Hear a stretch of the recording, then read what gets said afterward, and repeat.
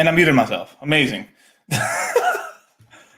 What up, Wendy's for the tendies? What's going on, dude? What's up, brother? Hey, man. Shout out to all the moon gangers out here, man. You guys, we made it. Pour no more, you guys. Pour no more.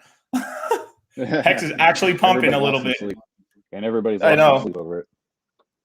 I mean, I definitely did. I mean, it was like 19 days of basically like I probably slept 4 days of that 19 days, probably. It was Yeah, pretty we bad. did. It was pretty We did bad. Like a lot of speculation was going on. A lot of big brain discussions were going on through this whole thing, and I think some solid moves were made. Yeah, I mean, it basically went. It tracked. What happened was, in terms of the major milestones, every milestone that I said that was it was going to hit got hit. The only thing that was off was basically it was on the lower spectrum. So like I gave kind of like 2-3 guidances in terms of like probably what's going to happen in like the bullish case for it. We just hit like the normal version of it, which was like the 18 cents to 25 cent range. So we hit the we hit the 18 cents for it. Well, technically, I guess it did wake up to 22, but I mean, very few people caught. I mean, I don't think anyone caught it to especially for the TWAP at least. Right. Yeah, but I knew a couple guys in the course and stuff that they got in at 17 cents, man. Shout Yeah, out, bros. that's That was amazing. good. That was good, man. But You know, FOMO something this that is can hurt you Wendy's. both ways, right? So Yeah, man. I mean, this is why I told a lot of the guys. I told a lot of the guys, hey, the original strategy was 50% in the first 5 days. Whatever yeah, you're gonna do, 50% right away. Just try to get the best prices and stuff, and then just shoot. And at the very least, let's just say if you still have let's just say you only aped in 30% of that 30% of that 50%, you throw in the last 20 on the last day. So regardless, that was the great strategy. But around day 3, once I saw what some of the whale, I think this is when me and Tennies were talking about in the background. I saw sort of like this is something I told the group was that some whales were going to do whale games, of course, right? And right.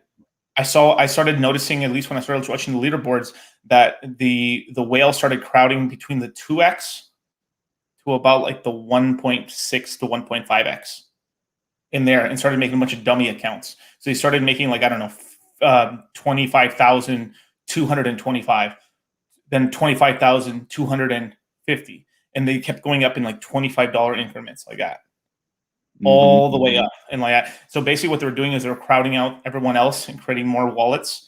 And I had quite a lot of people say that, hey, that wasn't going to happen because it's not doesn't make economic sense. Doesn't have to be like it. Just some people people to have smaller bags proportionally, I guess. Yeah, I mean, the thing with whales, if you've been in crypto long enough, sometimes they do malicious things, sometimes they do benevolent things. That said, I've seen more malicious things in my time in crypto where I'm just like, why the hell are you doing that? Or they'll do something that only benefits them when they could have done something that could benefit a lot of people, including themselves. So you have to be open to all scenarios. And in like our discussions and discussions with other people, I said, like this is what I think is going to happen early. I mean, we did have a huge run up leading into it, and that does happen sometimes. The thing is like people get like a preconceived notion of like what's going to happen, right? So like Right. even with Ethereum, with the EIP 1559, one of my friends said, "Well, where's the EIP 1559?" And I said, bro, it was $1,700 like not long ago. Like the pump doesn't have to happen the way you think it's going to happen, or there could be another narrative behind it, like because narratives are associated with things in crypto, that it is what it is. But at the end of the day, some of those people at 1,700 bought because they knew EIP 1559 was going to happen. And the same with the run up in Hex, basically goes up 1,000% because we all knew about pulse chain happening and stuff like that. So of course you're going to have on average like pulsicans and hexicans are going to be very, very bullish. But at some point, like on Richard Hart's last stream, you got to assign, when you're wrong, right? So, by day 3, you should have realized like the price was going down. It probably wasn't going to continue running up, and you needed to associate, like risk with that, right? So like you said, you associate like a percentage of your portfolio in the early days, and then pretty much by day 3, if you were still like thinking that a DCA strategy would go on and continue with the 5% bleed, it should have been higher percentages for sure. So Yeah, and then you got that's to live why. and learn in crypto.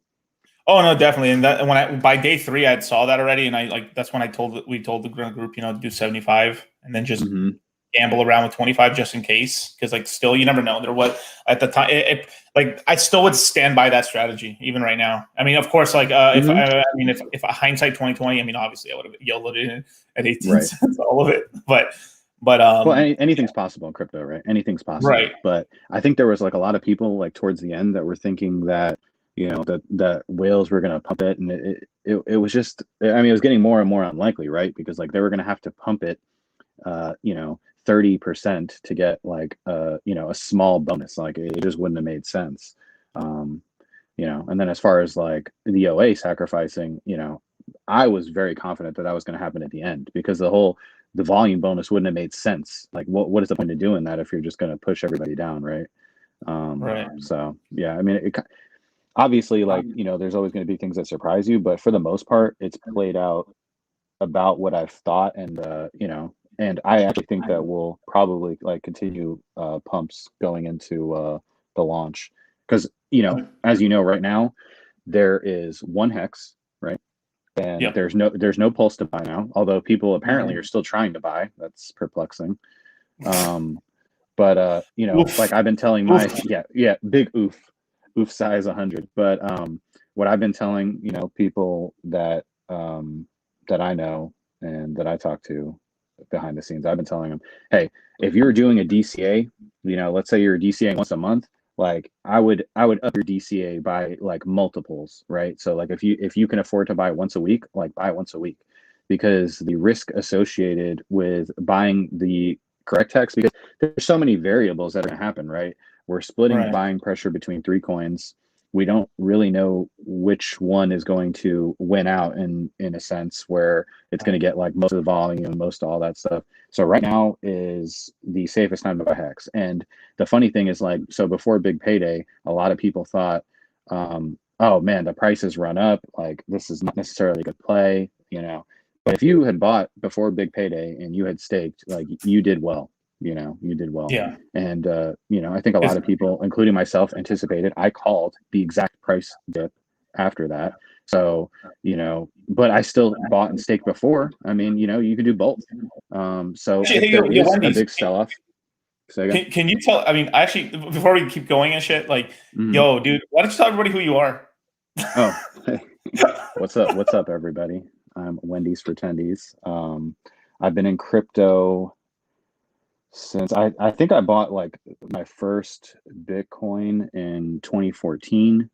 Admittingly, I bought it to use in the Silk Road, and I did some like online gambling. Yeah, it's sad. It's sad. It's sad when you think about like, oh yeah, I used it for for this great night out, and you think about how many like hundreds of thousands of dollars that was.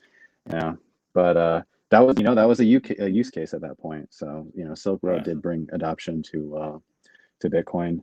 I found out about Ethereum at about $7. I remember telling my roommate at the time, I was like, yo, this Ethereum's the shit. It's gonna be the world computer. Went really, really heavy in 2017. Got wrecked with most other people, because it was my first like true cycle, because I had bought like Bitcoin and used it in the past, but it wasn't for investment purposes for the most part.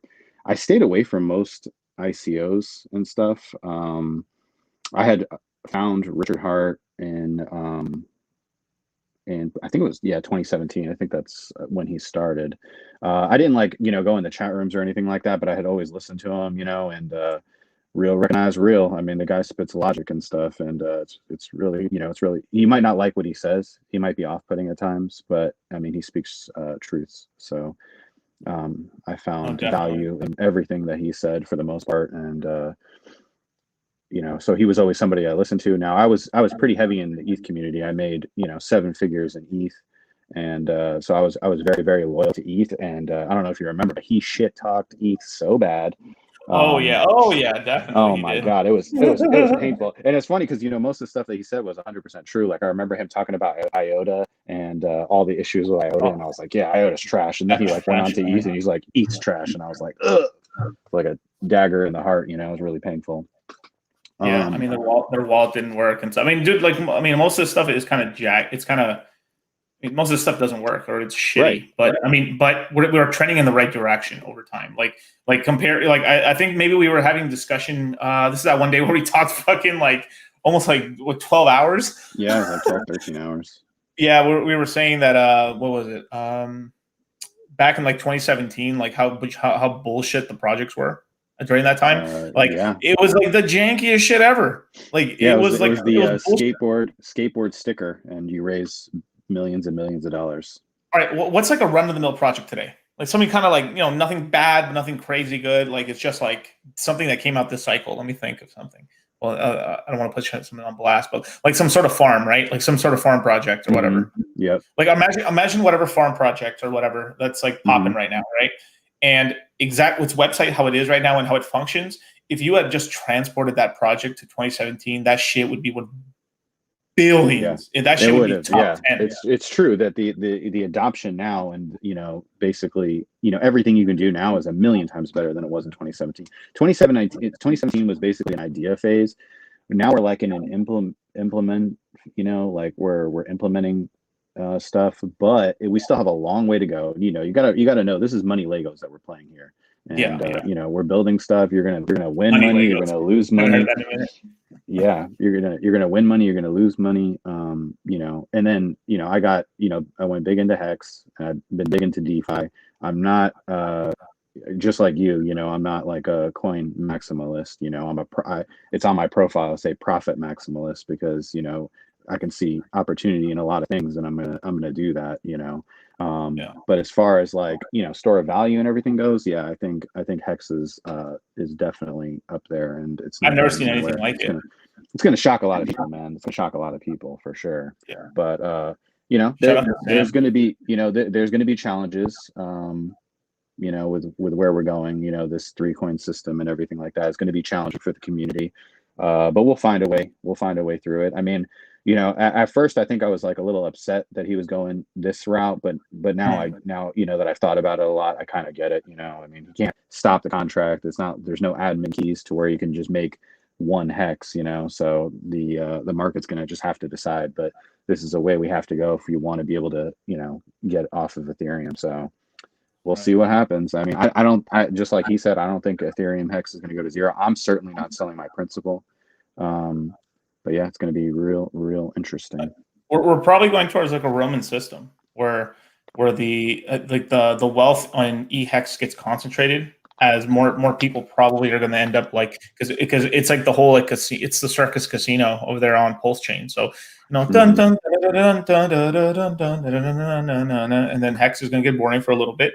There's always that ebb and flows. There's boring periods in Hex, then exciting, then boring, exciting and boring, right? Expansion, contraction. So, but still, up and to the right, basically. Yeah. But so I think a lot of Hexagons are probably over time, not in the beginning, because in the beginning, this is something like me and Wendy are going to be talking about in terms of like we're waiting for basically to see how it shakes out a little bit before really like throwing in like hundreds of thousands of dollars in buys. But on the correct side, on one or the other, Correct. Right? Yeah. Because we do have the bonus of having Hex right now, though, which is nice. Right. And that's why, again, I've been telling people like now is the time to buy, because now you're not risking like, buying the quote unquote wrong coin. I mean, there's just so many variables on things that can happen. I think a lot of people think that Pulse Hex is automatically going to win out, but the thing with whales are, there's plenty of whales that have a shit ton of Ethereum, right? And maybe they're loyal to Ethereum. The other thing is that impulse buys. I mean, I know me, I'm not, the biggest whale or anything like that, but I've like impulse bought, 6 figures of shit coins. Okay. Like literally impulse bought. And there's going to be other whales on Ethereum that are, 10x that magnitude that impulse buy 1.5 million of Hex. Now, how many pleb buys is that? Right, that's a lot of pleb buys. If you're buying $200, divide 1.5 million by $200, even 150,000, right? Yeah. So, when you take that into account, you really see that whales move this market, and the minnows follow the whales. So if everybody started buying PHEX, right, and then EHEX starts pumping to the moon, people are going to start buying that. And the other hidden pumpamental with EHEX is that if you can only afford to buy a small amount, you really need to stake that thing long, because you're not going to be able to afford the gas fees, on short stakes. Whereas like on Or PHEX, concentrated if stakes at least. yeah, exactly, or concentrated stakes, correct. So you might buy a little bit, right? So you might buy like $200, right, worth, and then you buy another $200 when you get the money, and so you're letting that sit liquid. That's a pumpamental to everybody else, right? Because Yeah. it's just more supply sitting liquid. And if you think about 1,000 people doing that, it's more unstaked supply, which is what that doesn't intend to sell. They're waiting till when they can stake. So that's another pumpamental. Like $200 right now buys you like 1,300 hex. That ain't that some shit right there, bro? Mm-hmm. Bro. We've come Let- we've come a very, very long way. It's it's pretty like crazy. let me show you what $200 probably no 200. How much would that buy? Let me do some quick math. Give me a second.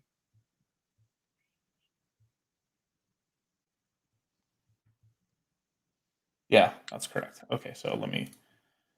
So like,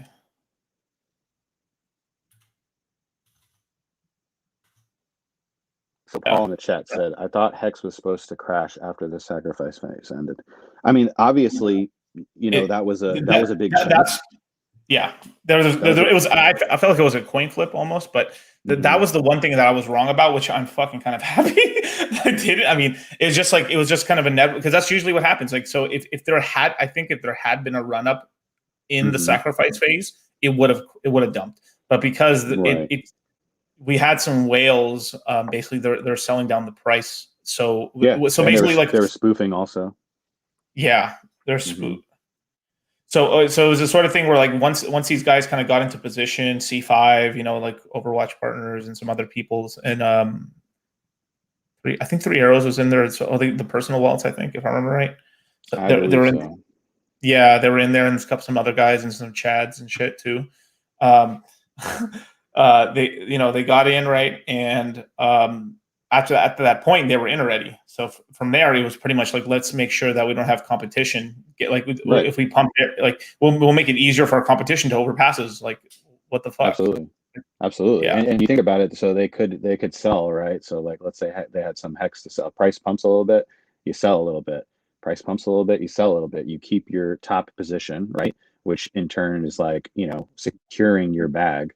By pushing everybody else down, it's kind of like, it's like in the pool, you're pushing other people down to keep you up, so you're breathing. And then the benefit of that is that after it's all over, you can buy back the Hex much cheaper because people have been selling off, not just you. So, you think about it, the guys who sold at like 17 cents, everything, like they bought back at 11, yeah, they're just playing the game. I mean, um, to me, like I said, I think we're in a bullish phase right now. The next 2 months, all you can buy is Hex, right? You right. can't buy a Pulse and you can't buy a P-Hex. All you can buy is Hex. So to me, that's bullish. And yeah, my Until a recommendation is snapshot. correct. My recommendation Yeah, is, regardless of price, this is the safest you're going to buy in the next several months. right, Until we can do some fundamental analysis, some chain analysis, and see which whales are supporting which side, side. or if they're Yeah, supporting both, or it's just a lot of stuff that we're speculating on. We don't know yet, and so until we know that, I'm personally not going to do any gigantic buys until I'm very confident on which side to buy heavy in. right. I mean, I have my liquid bag right now, and then I also still have a lot of my staked hex. And then, luckily enough, I actually have like 2, 3 stakes coming out. I think like right, like almost. Almost. It's almost like on the borderline that like when the snapshot gets announced, and then it'll be within like 3 days of the snapshot. I think possibly, which would be. I'll Yeah, be like, yo, that's sick. I actually had some like heavy stakes that ended this summer, and then I have a lot in DeFi too, that I make interest on every day and stuff like that, so I can continue buying Right. if the prices are good. So Yeah. I had one of my little shitcoin bags start pumping. I was like happy. I was like, finally, you motherfucker, finally, fucking Vesper. fly, my pretties. No, I got a nice little bag of Vesper, dude. I like Vesper a lot. I actually like the team; they're working hard, and I like what I see. So I know it's not like one of those rug pulls, but it's just one of the things. It's just like they have the rest of the supply of the coins coming out. I think all the coins are out in February of next year. Okay. So that's Yeah, pretty soon. That they front ran in terms of supply a lot of projects, because most projects, even from synthetics to like most stuff. I mean, the only project I don't know that's old that still doesn't have most of their supply coming, like finishing up in 2022, is probably just Compound, which is in 2024 when all the emission is finally done. But almost every project that I've seen, like their supply ends up like the big chunk of their inflation like drops to nothing in about like late Q2, Q3 of next year. Yeah. Like almost And 80%, Compound's been out a of while too. projects. Compound was one of the first DeFi. Yeah, I think it was like what was it, 8 years? It must have been like 8 or 7 years admission schedule. Damn, that long. But they pretty much. Yeah, I mean, crazy. damn, that's a long time. Fuck. But Compound's gonna be a huge Didn't Compound one. have another name first? Didn't they have another name? I felt like Compound. it You started think as something else. we talking about Curve or no? No. I'm pretty sure Compound had another name first. I mean, it probably did. You know, But this crypto space, like names changing, everything's, they switch things up like crazy. Yeah, so it's the sort of thing with like Compound. What is it like Compound? I mean, I do know that Compound. The minute Compound came out, Aave just copied all the Compound's best stuff and then made better tokenomics. And then Aave pumped harder. Yeah. Fucking hilarious. Now there's like a better like now there's another token, something like a Luna out here that's actually pretty decent as well. Like I think it's got better tokenomics than even Aave now, as well. Yep. But I'm still investigating. I'm still investigating to that ecosystem. I'm in the due diligence phase right now before I start really like talking whether it's yay or nay. I heard Aave is also going after their banking stuff too. They're going to try to do the small, business loans and all that kind of stuff.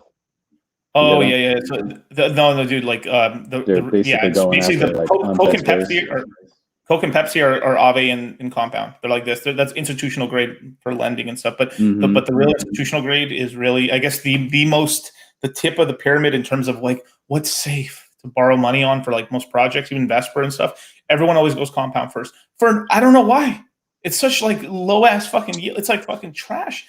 So it's like this, like when you're a whale, you have to, the reason that I don't come on streams, especially and talk about like DeFi and stuff a lot, is because when I do that, I'm literally hurting my bag, right? If I tell you where my money's at, it's literally hurting. If I told you guys like, hey, I'm getting 70% on USDC, go to this website. My 70% is going to turn to like 40% real quick, and I like getting paid every day. It's pretty amazing. So you guys hear that? So this is what I say to like students of mine, and I tell them the reason that there's no really good videos on yield farming is because anyone that's good at yield farming is shutting the fuck up. Yeah, I don't talk about it at all. Like you wouldn't even see me post about it on my private social. I will never say anything to anybody other than a DM to my closest friends, and I mean my closest friends, about where I farm at. Because you really Wendy's do. I mean, Wendy's I've moved money around. I mean, when you're Wendy's moving like 7, I think you're doing okay though. But, so I am not your friend. Oh, wow. I didn't say that. He's taking words out of my mouth, guys. He's taking words out of my mouth. Your mouth is wide open. I mean, it's just, I just got to put my hand in there. Ooh. But yeah, like I've moved, so I was getting like one really, really high yield, and I moved some money around. This was like a couple of days ago, and boom, like I affected the APY by like, over 10%, and I'm like, so I mean that's the kind of stuff. So people are, so if you're somebody like Justin Sun, right, and you have literally billions of dollars, and you're using DeFi, I mean, at the end of the day, like you can't get a high yield anyway, so you're just going to, go for simplicity's sake, the most trusted, space. Trusted sort of stuff. Yeah, exactly. Because like if you went to like, where I was farming or anything like that, man, the yield would probably be like less than 1%, truthfully. Yeah, it's sort of this weird thing where like it's almost like high yield DeFi is really like almost like a upper middle, not upper middle class, but you know what I'm trying to say, like like dolphin shark small whale game. in reality. Like, because like I've told most people, like there's really not much of a point to like yield unless you got to like or try to get too much like high yield or try to do stupid retarded shit. Like, because I want like with like under $40,000, especially during the high gas period. Now you could get away with a little bit more. You can do Yeah, 20. it's not really worth it. I mean, like I would say, like Yeah, even if you have under six figures in crypto, like what are you doing? You know, like yeah. I talk to people all the time, and I'm like, are you working a job? Okay, like if you work a job and you have six figures in crypto and not seven, like you should be pretty much all in, you know, just be all in to the things that are going to, why are you holding USDC? It doesn't make any sense, Obviously, we're not you know? financial advisors nor legal tax consultants. Right. So Of course. right, Of right. course. You know, just two But bros talking. Yeah. yeah, I'm a female actually. So I yeah, identify. Yeah. yeah. But you know, like if you know, it's a completely different scenario, you know, like telling somebody that has, you know, 7, 8 figures and lives off crypto versus Yeah. somebody that has 6 figures and is like hoping for a moonshot. It's like it doesn't make sense to be trying to get yield on your USDC Right. because most people are going to mistime the market. And Yeah. you're much better off just holding and holding and holding until you have so much money that even getting a small amount of yield on some, you know, USDC is going to be more than your day job, right? At that point, Right. you know, and I'm not all one or the other, right? Like I have millions of dollars in stables and I have millions and millions of dollars in crypto. So I'm Yeah. hedged either way. If the market goes down, guess what? I'm buying. And if the market stays the same, I'm making money every single day that I can live off of. And if the market goes up, my crypto will go up, you know, and that's the kind of situation you want to be in later on. If you're early on, man, just get on the roller coaster and ride that shit to the moon. So okay. So I, at least at least the way I do my strategy, like I don't Mm-hmm. know. I mean, I think I'm just gravitating toward what's really worked best for me.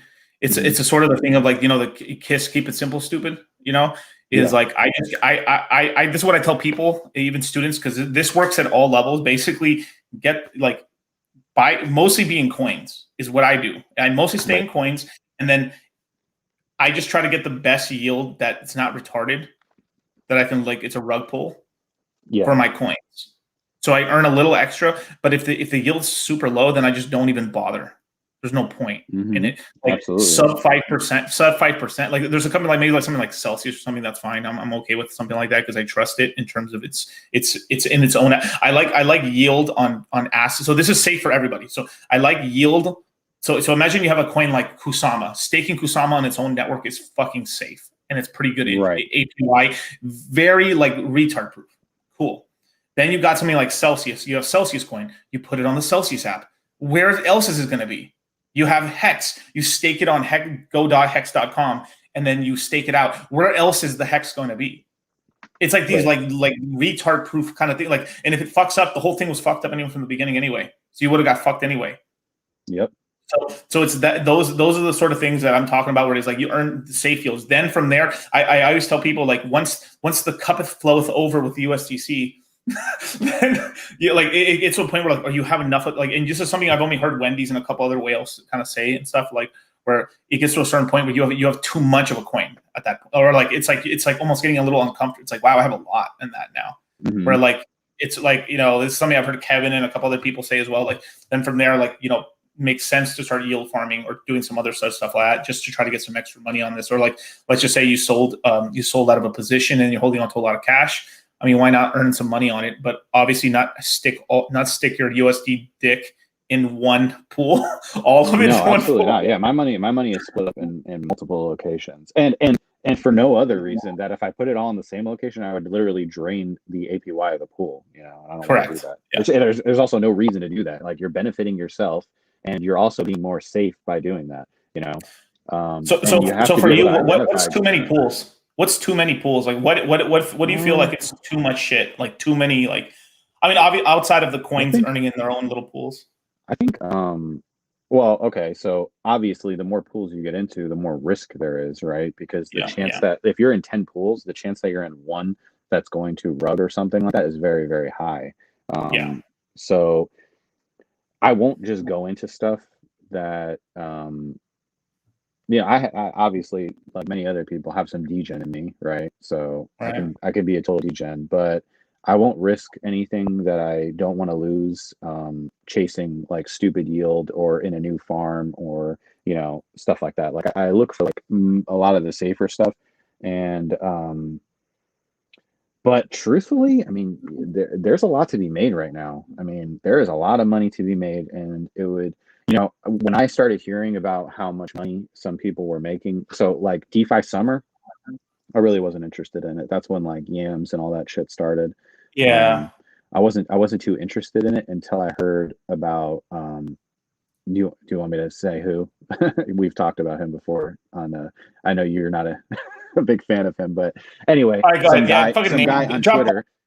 Yeah, I'll go just say ahead. this: a guy on Twitter basically became a billionaire by yield farming. Okay, so when I heard about that, No, name I drop was that shit. Name drop that shit. Tetranode.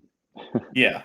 So now some people, like we said before, not all whales are good, right? So I'm not Right. saying that he's like a benevolent whale or anything by Right. any stretch of the imagination, but there's a lot of opportunity in DeFi and liquidity farming and stuff to make a lot of money, a lot of money. And man, if I could say, some of the crazy stuff that I say, you wouldn't even believe it. You wouldn't even believe the amount of like money printing that you could get doing some of that stuff. But yeah, it comes with risk. It comes with risk. So you really got to be able to trust the team and stuff like that. But my God, it's pretty amazing stuff. It's pretty amazing Yeah. stuff. I So I'm always guessing say at this that. though. I always say this: do not, always have like a safe part of your portfolio, right? To me, Yeah. like mine is Hex, right? Hex Right. generates yield. If I can beat Hex's yield someplace else, just know that you're doing that for risk, right? If I'm getting 100% Right. APY, I'm taking risk to get that, right? So I always say this is what I tell a lot of people. Hex should be in everybody's portfolio, but it shouldn't be the only thing in your portfolio. Okay. And Say that again, Tendies. That was fucking a mic drop right there. I think Hex should be in everybody's portfolio, but it shouldn't be the only thing in your portfolio. And I mean that to say that diversification is good. It's at some point when you get enough money, having some stables is good, earning some yield on that. And that is a way that like a lot of people don't understand. If like so, let's say Hex pumps to $10, right? Well, Of course. Yeah. let's say I take and I think it's going to go way higher than that, by the way. But I'm just saying, let's say that by the time it gets to 10, to $50, I've extracted $100 million from Hex. Okay. Now, Course. what if I diversify that money and I'm making, a ton of money in stables and property and all that stuff. And now I have money to rebuy Hex bags, like that's Yeah. good for the overall project. So, diversification, I think like people think sometimes selling is bad, but like, I diversify to protect myself and to buy more of the things I like without risk, right? Right. If Hex goes down, like I still eat, right? I can still do stuff. I mean, Survive and eat and yeah, stuff. I can Yeah. still survive. Yeah. Like, it's not the worst thing in the world. And then I'm looking at it like it's a good thing, right? Because I'm like, man, I'm gonna buy some. I'm gonna get more. So that's it's something to think It's about, sort man. of it's sort of that whole thing where like you're in the airplane and the fucking the emergency air goes down. If you read that thing, you're supposed to put that on yourself first before even your child, because how are you going to save Mhm. someone else if you can't save yourself? I say that all the time. I say that absolutely all the time. I use that same analogy, and I 100% agree. Yeah, so it's a sort of thing too, like because like at some point, like obviously, look, I'm a permeable, like I just I am. I'm probably me and a couple other people in the background are probably and Charlie included were probably some of the only people on YouTube even saying that like this bull market's not over, and it's like ridiculous, it's like there's sort of like a mass hypnosis, like just because like it's like a bunch of parrots or something like bear bear Oh, market now, it's a bear the, market, bull trap, it bear goes the trap. other it goes the other way too. They basically all copy, like, so most of the people on YouTube absolutely suck. They have no knowledge Yeah, of crypto at all. I mean, we were talking, like, I remember telling like Ivan Tech like years ago, because he was talking about like when EIP 1559 was like first like even discussed. I was like, hey, you should cover this. It literally took that guy like 2 years to even talk about it. So like, yeah, some of these guys are so far behind. Like, if you really like, blockchain is what I do now. Like, it's literally my life. So if right. you really like live and breathe this stuff, then you will know a million times more than these yokels on YouTube. I mean, most of them are joke. Me and you have talked about this. You've not seen me come on and talk in public until I'm a multimillionaire, and you're the same way. I Yeah. think it is fucking crazy that these guys come on and all of their money is literally from like leverage links. Like none of these guys are successful. It's Right. unbelievable. They're only successful because, you know, of their subscriber base. Like, was the moon flying to Dubai? Was he like living this baller lifestyle before he had all these subscribers? No. The guy was a pleb. It's a joke. And he's betting with your money when you're watching him. It's shameful. Wendy's was like the only other guy that I've met that like, I mean, there's nothing wrong if you're doing pretty well and you're trying to start it off, but like there is this whole thing where like you know, if you imagine having a trading channel and you're dog shit at trading, but then all you make all your money off your all your people watching you getting wrecked trading. Like what? Like that's the business model. You know, it's really fucked. But you know, me, like I didn't make a YouTube channel until I made it, basically, until I knew that like I could do it. Like I did it like by myself, just working like a fucking maniac. I mean, I don't know how much Wendy's background he wants to say and stuff, but like I was working 7 days a week, like nonstop. I think I would only take Christmas off. I wouldn't take my birthday off. I would take maybe my anniversary and what else? I think it was only like two. It was only like 2-3 days a year I would take off. I would always be working. There wouldn't be a day I'm not working, basically. And Yeah. it like that. Like and what I did is I took all that fucking money and then chucked it into crypto and just made it, basically. Same. And then I mean, I I started worked, YouTubing and podcasting. yeah, I worked 80 hours a week pretty much. I worked as a nurse at 2 different hospitals. So the average nurse works 36 hours, and I was literally doing like pretty much more than double that. I worked Sunday, Monday, Tuesday at one hospital. I had Wednesdays off, and I worked nights too, so it was even worse. I had Wednesdays off, and then I worked Thursday, Friday, Saturday at the other hospital, and literally all year long, non-stop. You know, when I left, I cashed out over 300 hours of PTO when I finally quit. So yeah, it's you know, Yeah, I was bro. grinding. I mean, like, you know, I really believe in like manifesting your destiny. I've been saying that I was going to be a millionaire when I was a kid. And Right. you know, it's just like when you want it more than anything else, you're gonna get there for sure. I saw somebody in the chat saying, Mike Gallagher was saying, what would you do with 50 to 100,000 if I was starting today? Yeah, let me pull it up. You know, I would say like right now we're in this like really, really weird time. Um, a lot of it depends on where you're at in life. Like, do you have an emergency savings? You know, do you have a family? Do you have kids? I mean, there's so many. You know, what job field are you in? Is there a chance that you could get like, you know, the thing that we can't speak about on YouTube, but that's going around the country? Could you get that, and potentially like, would that affect your livelihood? I mean, there's so many different variables. What For me, I'm a single guy, you know, and I knew that I could just like take a ton of risk and grind, and basically all in like crypto without any like stable exposure until I made it. And I did. And I mean, there was painful days. I mean, I could tell you, there was times I was literally hyperventilating at work. I mean, I remember the March crash. My God, I was emotionally wrecked. I could like feel like my heart beating in my head, you know, like, so there's been many stressful times. And now, you know, that I'm not 100% crypto, I feel a lot better. But I knew that was what I had to do to make it. So it's hard for me to say um, what I would do because, you know, again, I'm not you, and I don't know what your situation is. I mean, you know, Right. some people have kids and a family they got to take care of. Like, should you be 100% all in crypto if you have a wife and kids? I don't think so, personally. I mean, you could be 100% all in crypto, but maybe you're in stable coins earning some yield, right? So, because you have Right. to think about like, you know, the average American doesn't have $500, right, for an unexpected bill. Yeah. So, for me to say that everybody should be all in crypto would be reckless, because I wouldn't want you to have to sell the bottom. You know, so maybe getting some It's yield just in some stables is it, good, to where you know, if something breaks in your car, you can fix it. You know, how safe, you know. So I was a nurse, right? I was working 2 jobs. I wasn't getting fired from either of those jobs. In fact, they were begging me to still work. So my yeah. job field was extremely secure. So it's really hard to say. Though some of the story, dude, you guys don't understand how funny Wendy's is, bro. Some of those fucking stories fucking crack me Oh up, man, dude. yeah, And some of them are fucked up too. Like, holy shit! Like some of the stuff, I yeah, can't believe you went through yeah, some of that, man. That's crazy. yeah. It's my life story is really really crazy. Yeah, I was broke.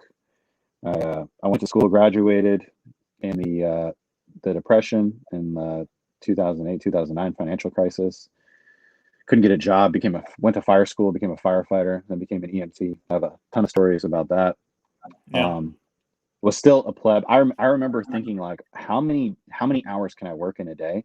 And I'll tell you, I've worked over 24 hours in a day just because of money. Because I was trying to get them tendies. Because I was trying to get ahead. Okay, when I was sub 50K, when I was sub 50K net worth, I was grinding, man. Like Yeah. nobody, in my city, nobody works harder than me. Like I was putting in more hours than anybody, and I was making everybody look like, people be talking about they're working overtime, and I said, you're working part time, okay? Because I'm putting in I'm putting in the grind, but it's not for everybody, like I knew like Yeah. what I wanted, I knew the lifestyle I wanted, and I wasn't going to stop. I mean, you heard my story, like even like when I had 50 grand, I was making about, like 120,000 a year. I was eating for less than $1 a day. I was literally couponing peanut butter and Yeah. jelly sandwiches, like because I knew the power of the dollar, and I knew that investing, what it could turn into, Right. and your boy's eating good now. That's all I gotta say. But it's crazy because Yeah. I had dinner with a colleague the other day. He's like, man, I remember when we were eating peanut butter and jelly sandwiches, and I was like, yeah, it's crazy. Life is crazy. It's kind of it's almost to the point too where like you can't even tell your friends how much money you actually even have too, because it's like it's such like it's like it's magnitude. I don't flex, Look, bro. I don't flex at all. I I, don't flex me at all. neither. I think and it's funny because like when I don't. I had lunch with my buddy, and he goes, please shit on everyone, please shit on everyone, post on Facebook, like ball out, please. And I'm like, yo, I don't like doing it. I mean, I don't like eyes on me in general. Like we talked. If I stream, I would just stream. Like this. I like pseudo anonymity. I don't want people to like me for my money. I'm still the same guy. And you try not to switch up.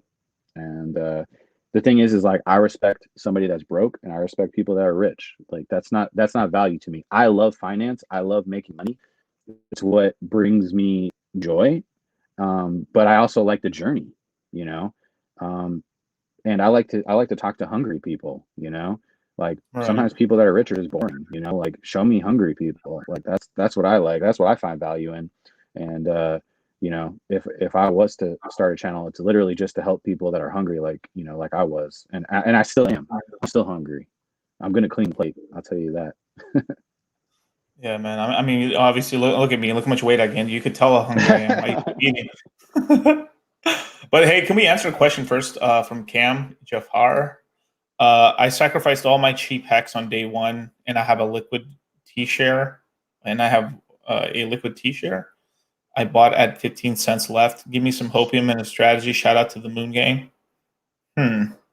Does he mean So I guess liquid you t-shirt like he has enough hex for a t-shirt? Liquid? Is that what he means?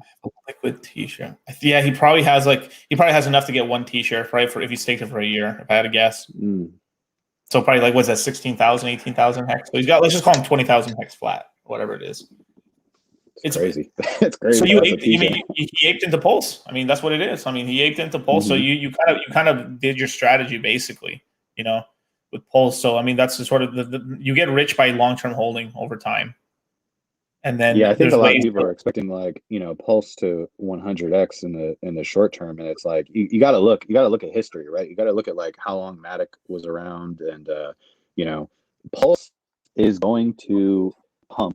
The pumpamentals work based on network usage, okay? So if we don't get people, building on Pulse, if we don't play, games with stuff on Pulse, if we don't do stuff on Pulse that gains adoption, transaction count, all that kind of stuff, Pulse isn't going anywhere. Okay. Like people need to be spending Pulse. It's, deflationary. People need to be moving, spending, transacting, speculating, all that kind of stuff on Pulse for Pulse to win in the end. There's a right. lot of degenerate shit that goes on Matic and BSC, and that's why they're their worth lies, because people are going over there and putting their capital over there to play games, to play, to do whatever.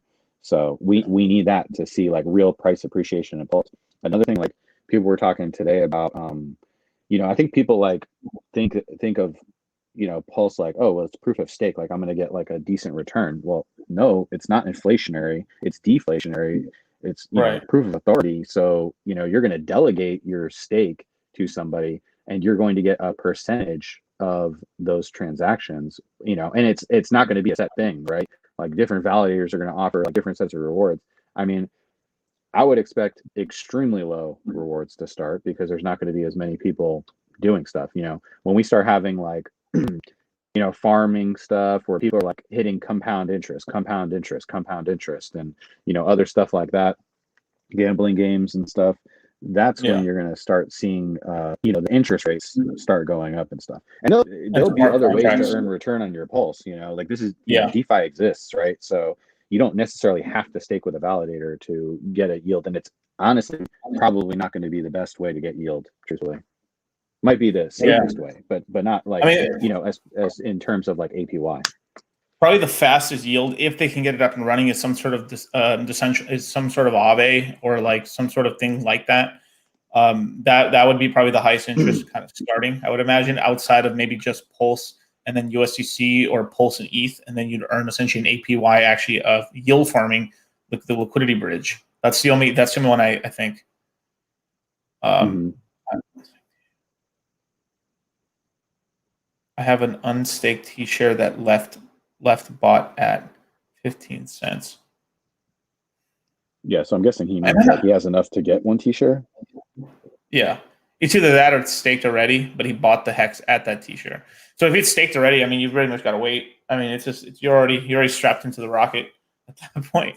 But hey, man, you just got to put your head down, just keep grinding, keep working, and just keep putting more in. I mean, it's not just into hex, but just into all your other positions right now. Like, and if you're not staked, if you're not staked at all, like you don't have any hex, like I would be loading up now, because now's the safest time to buy, because you're not having to speculate, right? Like I can just tell you, like, hey, buy hex. If I want to buy hex, there's no confusion of which one I'm talking about, right? In a couple months, there might be some confusion. So you're going to have to speculate. So not only are you going to have to speculate on hex, you're going to have to speculate on which hex you want to buy. Is this one's down 80%, one's at all-time high? Like, do I buy the cheap one, or do I buy the one that's at all-time high because it's going to keep pumping more? It's getting more adoption. Like, those are things that you're going to have to, encounter down the line. You don't have to deal with that right now. So I think acquiring more hex is a no-brainer right now. Yeah. As of right now. Yeah, because regardless, I mean, if it actually had dipped down, I had a plan to buy actually. So it's fine. It just is what it is. Yeah. And I'll say this, like, so if you're super bullish on P hex, you should be buying hex right now, because you're going to get P hex for every hex that you get in a copy. Yeah. So and you still keep your hex. Yeah. Yeah. So a lot of people think that as soon as the chain launches, everyone's going to FOMO into P hex with their pulse. If you believe that, then you should be buying hex right now. Why are you waiting? Why are you waiting for people? Like, what if you don't get in that first block? You're going to buy 1,000% higher when you can just buy the P hex right now, and then they can pump your bags. It doesn't make sense. And it won't be just like, it just won't, like, I guess this is a Ethereum one. So it won't be just, goddamn, it won't be just like E hex going straight into P hex. It's also going to be a vice versa sort of thing. Cause I've talked to some people where they're getting the copy and they're just dumping it for regular hex. Because they want regular hex. So, but I'm guessing it's more or less people are more, the new shiny. So I'm guessing it's probably a 70-30 split in the beginning. If I had to guess, E hex going into P hex, and then it'll probably stay 60-40 for a while, and then it'll even out, and then at some point there'll be a flash of liquidity back onto E hex, which is pretty cool. So I don't know. I'm just going to be watching the pairs very carefully and learning and trying to learn how this market works and to see what's the patterns. And then it's just the trifecta at that point. It's Pulse, Hex, and P Hex. It's the Rock baby. And like Richard's Rock Nation. Where Richard said he doesn't want it cheap anywhere, so we'll see. I mean, hopefully. Miguel, no FUD here, period. But I would like to hear your thoughts on this being a possible bull trap. History repeats itself. It's possible, but if the bull trap happened, it would have to be higher. The BT, like, let me pull it up. The BTC price would have to be higher than it is right now. This isn't a bull trap. Like, no, who the fuck's gonna fall for this bullshit right now? Oh yeah, I forgot to tell you guys. This is my calculation of what I think $200 back in the day would actually have bought you. Not, you know how everyone quotes that really really high number, like $80 would have bought you like 1.8 million or something, or one ETH Mm-hmm. at the time. Now, like this is probably more like this is probably after a 4x probably in the hex price. You want to This, know the funny thing is, like 99% of the people wouldn't have bought back then anyway. I mean, you nope, remember how much FUD there was and everything. It was a nightmare. It was a fucking nightmare. I was one of 200 people. I threw an ETH on the cheapest day. I threw one ETH on the cheapest day, and there's only 200 ETH in that pool. And I know more people had more money than me, so it was probably 50 people in that pool. 50 people on this planet bought on that day. Yeah, that when the price went that low, like if you could picture that meme of like Pepe walking away, that was me. I was like, I'll be back in a moment. Bro, dude, it was I was getting depressed. Dude, I was getting so I was just getting so depressed. I mean, if I'm being honest, like I DCA'd heavier in the beginning, right? So that's kind of why, like, by the time I got to the cheapest days, like I was running fucking dangerously low. I mean, I was pretty much out of cash by then. It had been 30 days of just aping, basically. But I mean, it's anyone who knows back then, you know, it was like it was basically me, Hexo, RG3, Crypto Coffee, and I think that's it. Were streaming back then. I think no one else was really streaming. Yeah. Yep. And even like, Hexo in the beginning. 15 views. Man. 15 views, dude. We were getting 15 views on the Discord syndicate back in the day. it was a nightmare, man. And I was like big on the Ethereum forums, and yeah, you couldn't even mention Hex. Yeah, I don't know if you remember this, but the banner got bought for Hex on ETH Trader. And because ETH Trader had like monetized their forum, so like the more you posted, the more it was called donuts that you got. It was a crypto, and the donuts were worth money. I ended up like dumping mine for some cash, but yeah, like so they were like, you can buy the banner. Projects can buy the banner. Well, somebody in Hex bought the banner, and they said, well, anybody else can buy the banner, but not Hex. Like that's how bad it was. Yeah, I finally found out who bought the Pirate real Bay. Decentralized, guys. Real decentralized. Yeah. Remember, Pirate Bay actually did have a thing that was kind of cool on the first day. Pirate Bay, if you went on Pirate Bay, there actually was the Hex banner on that. That was kind of cool. I do remember that actually. And somebody finally told me who it was, and I was like, "Yo, dude, that was cool, man." Oh, nice. I'll tell you after. Okay. But yeah, cool. Yeah, it's like that. Okay, KSM's pumping. Shit, I got some. What's going on? Someone said if they have liquid Hex, so they have. Oh, let me pull it up. So, yeah, 20,000, like we had said. Yeah. So I meant 20,000 unstaked. Well, if you already sacrificed most of your coins for Pulse, so you got the Pulse bag secured. I would just keep that liquid. I mean, what's the point? I mean, like I wouldn't stake 20,000 right now. I mean, what would you? Unless you're going to stake it for like a long term. But this is the thing. I mean, so I'm assuming this guy doesn't have like Hex making him money, right? Like he staked the other stuff, and unless do you have other stakes, Cam? Do you have like other stakes that are paying you? Yeah. And this is just like a little speculation bag. These are options, because somebody else asked in the chat like a similar question. They said like I have like liquid Hex. Okay, so if you have liquid Hex, you're not getting income, and you're just like speculating on the price going up. I do believe that the price is probably going to pump. But even if it doesn't, at least you're guaranteed to get, you know, the duplicate Hex. And, you know, a lot of times, you know, when a fork happens, it's more than 100%, right, value. So like when BCH happened, like the total of BCH and Bitcoin was more than the price of Bitcoin the day before. So you can end up profiting more. Me personally, like I want passive income. Okay, so if my passive income is not where I want, then I would be going heavier, and I'd be doing some longer term stakes, especially with how rare T-shares are getting. I mean, if you don't have a big bag, like you got to fight for those T-shares, bro. I mean, when we started, the average stake wasn't that long. and it's getting longer and longer and longer. So every day that you hesitate, you're giving up this money. Okay. And so right now, like you say, you could get one T-share, like one T-share is paying 6x. I mean, what happens when it's 600 hex? And what happens when 600 hex is $1? You know, or like hex is $1, and that's $600 a day. You know, like, you know, that, like, it's going to get to that point. So like, you have to think about your future. So right now, I mean, like, what I'm telling the people that I care about is like, buy, and if you don't have a lot, stake. Especially if you're on like the poorer end, stake longer. You know, you got to do the Hail Mary, right? Yeah. Getting 100x in crypto is not easy. Okay. But when we say You this, got, we don't just mean leave yourself with no hex, liquid hex at all. That's no. That's not what we're saying. But make some right. YOLO, probably make a couple YOLO stakes out there, but in basically try to make yourself a makeshift ladder the best you can of your ability. That's basically what we're saying. Yeah, Yeah. a ladder is the best thing because it takes a lot of the emotion away. You always know that you have stakes coming, you know.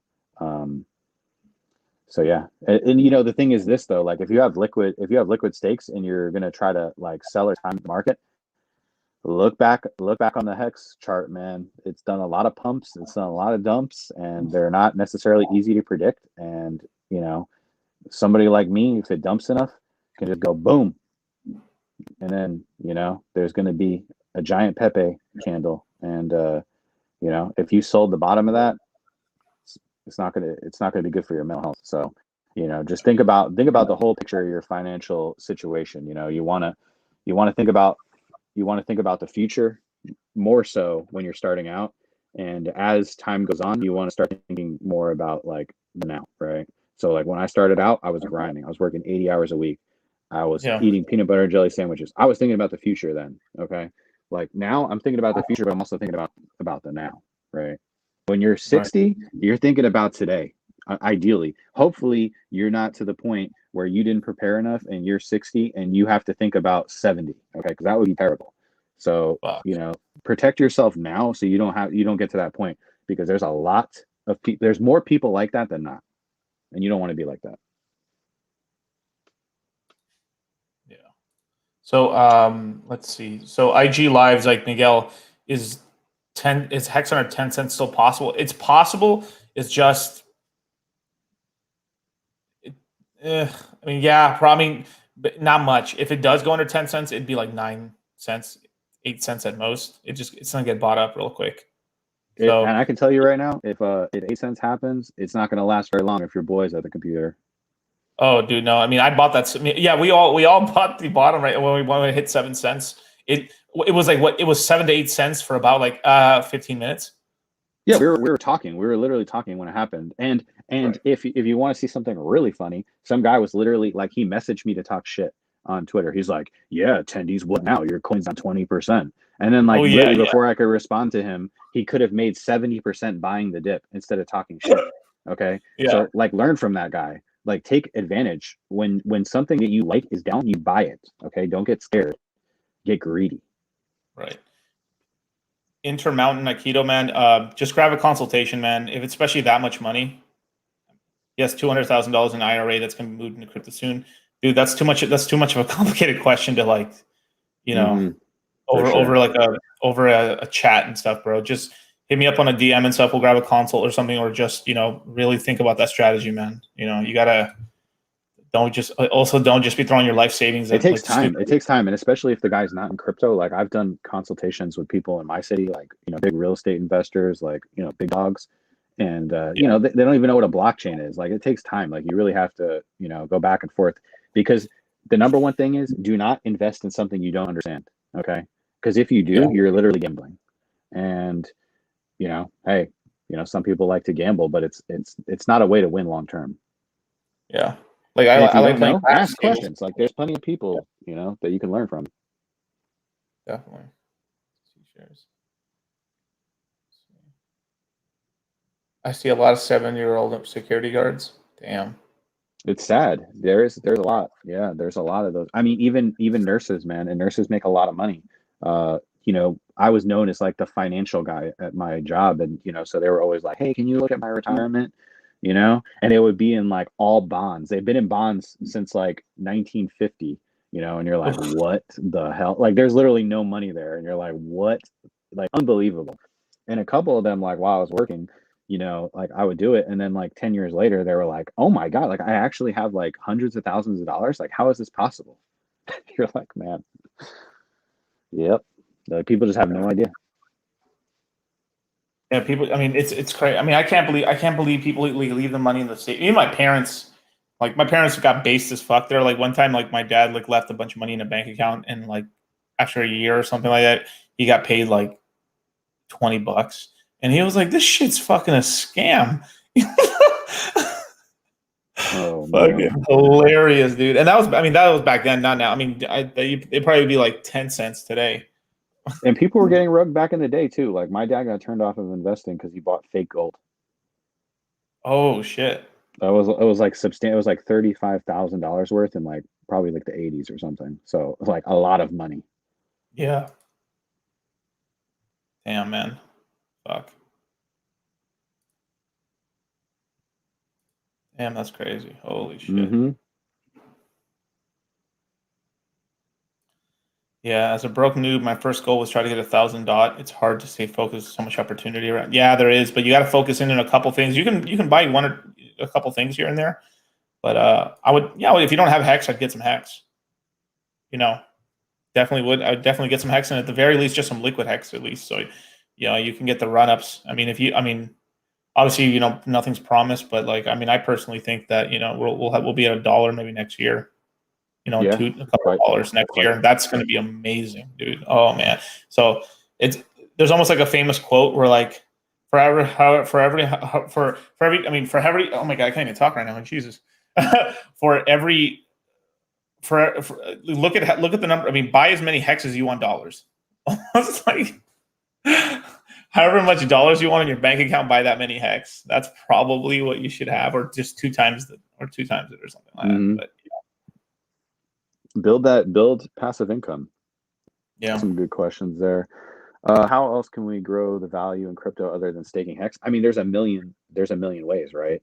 You know, one thing is buying when people are fearful. Okay, being early on good projects. You know, if you believe it's got good market fit.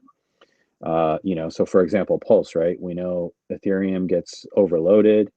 Matic has admin keys.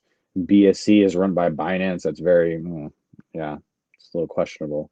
So, you know, Pulse has good market fit. Now, whether it gets traction and adoption, like, I don't know. But, you know, I invested what I was comfortable with, you know, from a risk reward ratio, and, you know, doing that in other projects too, you know, and then getting yield. You know, you can get yield on different things. You can stake different things. You can, you know, stake Ethereum. You can stake, you know, other coins and stuff like that. So that's one way. You know, buying when, you know, nobody is talking about crypto. You know, in winter, nobody's getting views on YouTube. Nope. Like, Yep. if you really care about this, you stick with it, and Yep. you learn, and that's when you're buying, and then you start selling when Paris Hilton is, you know, on Twitter with laser eyes, and, you know, Yeah. like Katy Perry's posting her nails, you know, with different Bro, cryptos, and if I people knew, start messaging you about SafeMoon and Doge. Like, that's when you start taking profits, and you can take profits into stables, and then you can earn yield on those stables. yeah, if I knew what I knew now back in the day, as soon as I saw Katy Perry, I would have been out of here. The minute, like that was the biggest for me. It was Katy Perry painting her nails and doing all this shit. I was like, I'm out of here, bro. Yeah, yeah, that was and that was after the top two, but it was still like you still had room to get out. Oh man, the bottom fell out after that for sure. Right. But yeah, it's the same thing, you know. And it's funny because like my dad had said like, oh, you know, like I was talking to a neighbor and I was telling him like, hey, you should get into crypto, and I was like, yo, that is a top signal if I ever heard one. Like, we should Right. probably sell, you know. So it's like you can't help it. Like, when you feel like you can't help but talk about crypto to other people, like that Yep. might be a top. When people start messaging you that you haven't talked to in a long time, and they're like, hey, what do you know about this? You know, that's very close. You know, you got to start putting your warning signals up when that happens. Yeah, I do get freaked out a little bit in real life, like when people I don't talk crypto to then come up to me and start talking crypto to me. I'm like, Hmm. whoa, how do you know that? Like that freaks me. That freaked me out today. Like somebody, like, I was in the barber shop and stuff, and like one of my barber's friends was there, and he just started talking to me about cryptocurrencies and stuff. Like he knew I knew about cryptocurrencies. I was like, what the fuck?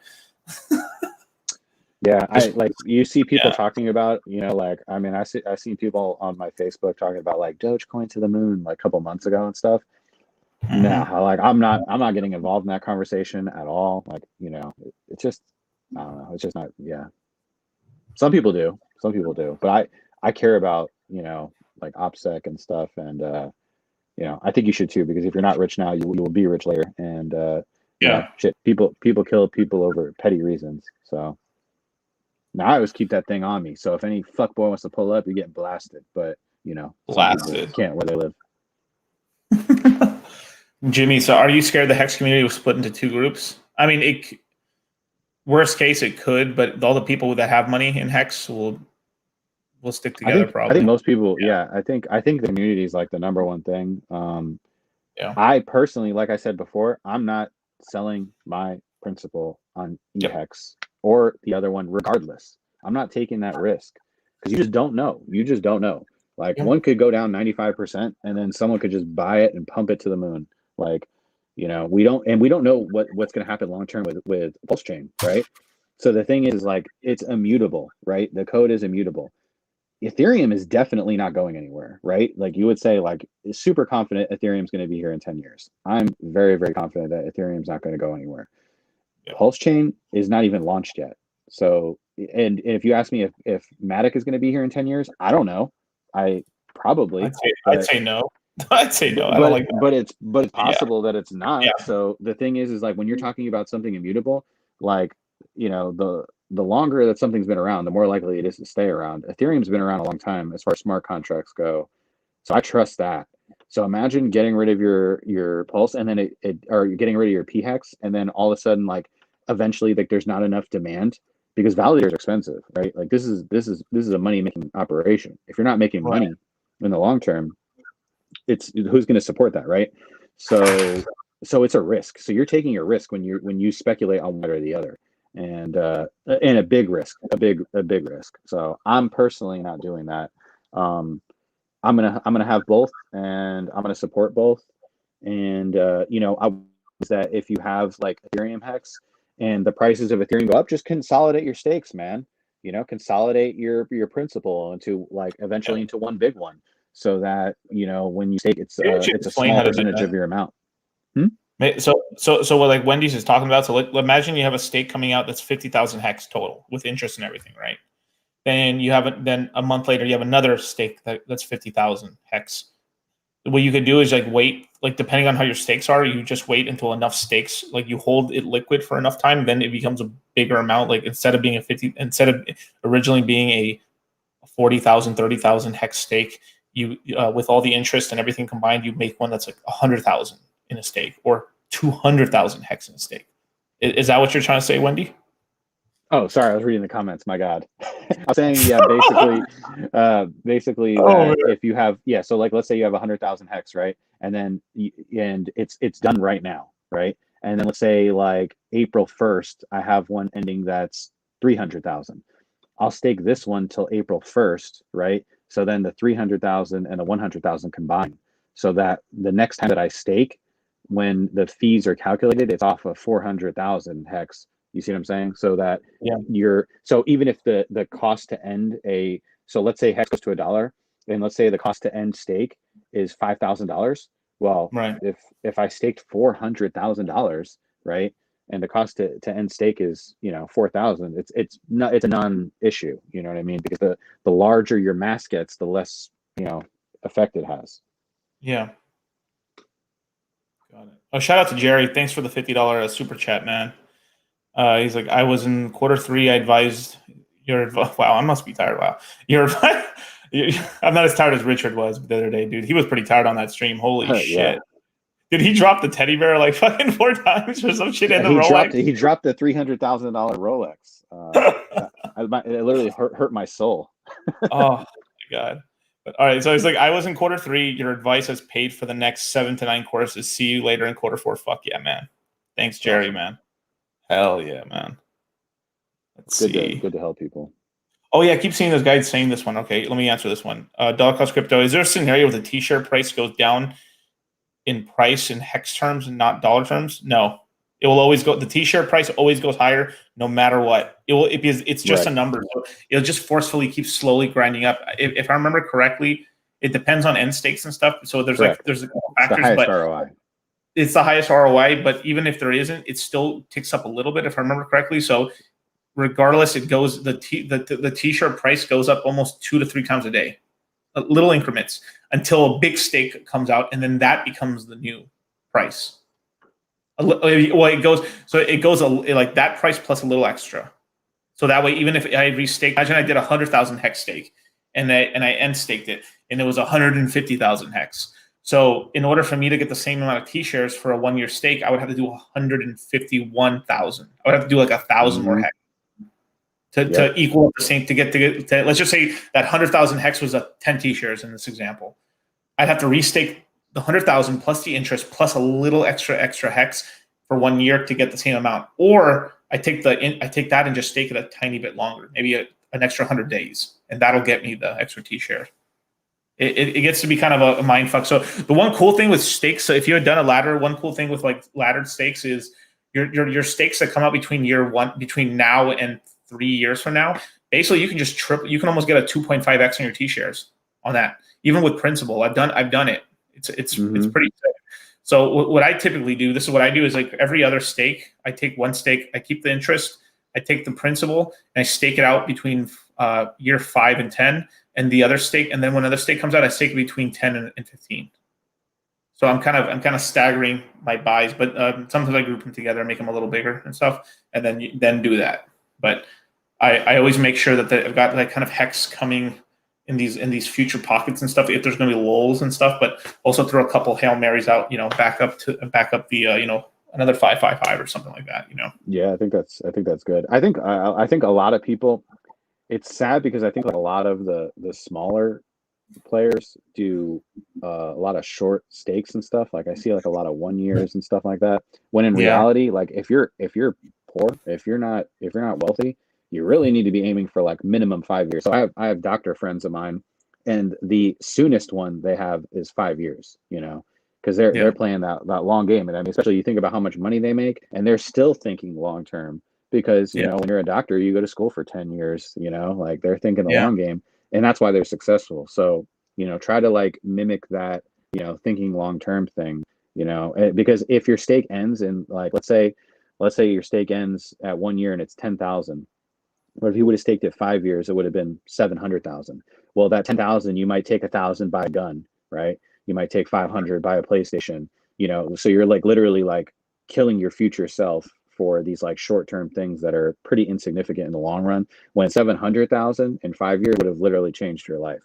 So that's a common mistake that a lot of smaller people make. We're talking life-changing money, you guys. Yeah, it's true. You can switch it up. You can switch it up if you want to. What's up, Wendy's? I thought you were a member of the Hex Ladies. Oh fuck! What's up, Bill? Does that hurt your legs? Your feet are like. Oh yeah. Oh man, that's funny. Let's see. I hope to give $1,000 super. Fuck yeah, man! I appreciate it, dude. For real. Let's see. Does it matter to people? Oh, I think I read that one already.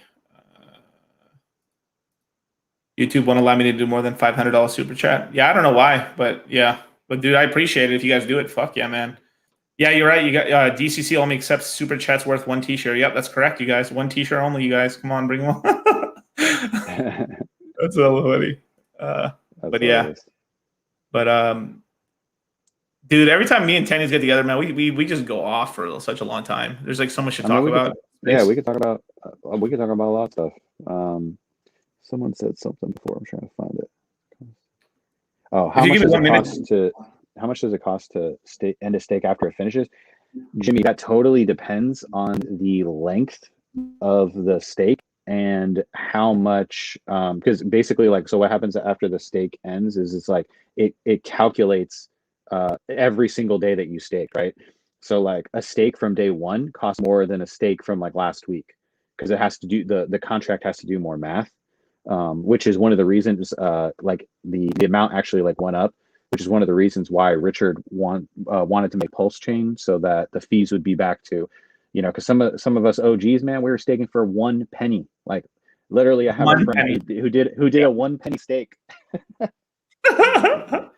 Yeah. Yeah, Yeah. Hey, that shit Wendy's, I'll got be back in complicated. 1 second. I'm just gonna get a drink. Okay, yeah, no problem. So that it kind of goes off with the time and everything like that. So you have to take that into account. It is more expensive than a regular transaction. You know, like Ethereum has basically like Ethereum transactions depend on like how much work the Ethereum blockchain has to do.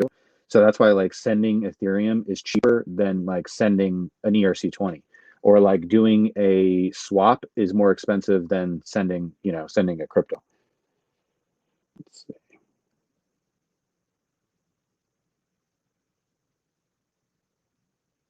Yeah, wife changing money if you want it. It doesn't automatically happen, but you know, it could happen if you want it to.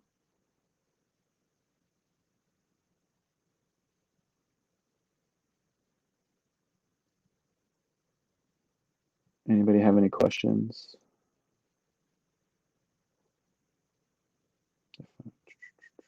If I have liquid hex, I am staking. However, if gas is too pricey, I will wait.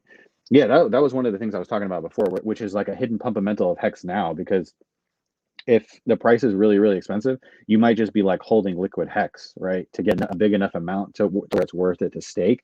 And then you're probably not going to stake, like if you have $1,000, you probably don't want to stake that a year. You probably want to stake that like 10 years so you can let hex do its thing, make a ton of money, make a ton of interest. And then, you know, if the end stake is like $7,000, right? You had 10 years of compounding interest and price growth.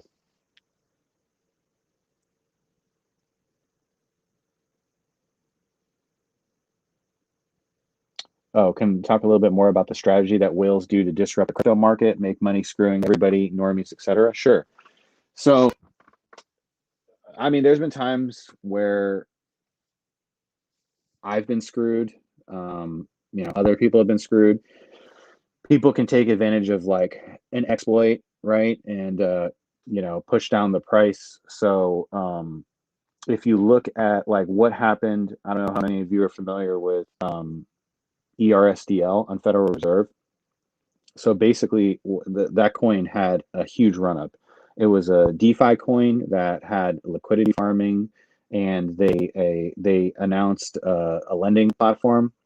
Well, the whales, well, one whale that was in an alpha realized that he could borrow on Federal Reserve the token, get yield for borrowing it that was very, very high, hundreds of percent. It was like 800% at the time. So he was getting like 800% interest, and then he could dump the coin for stable, get 1,000% interest on that, and then just keep like rinse and repeating it.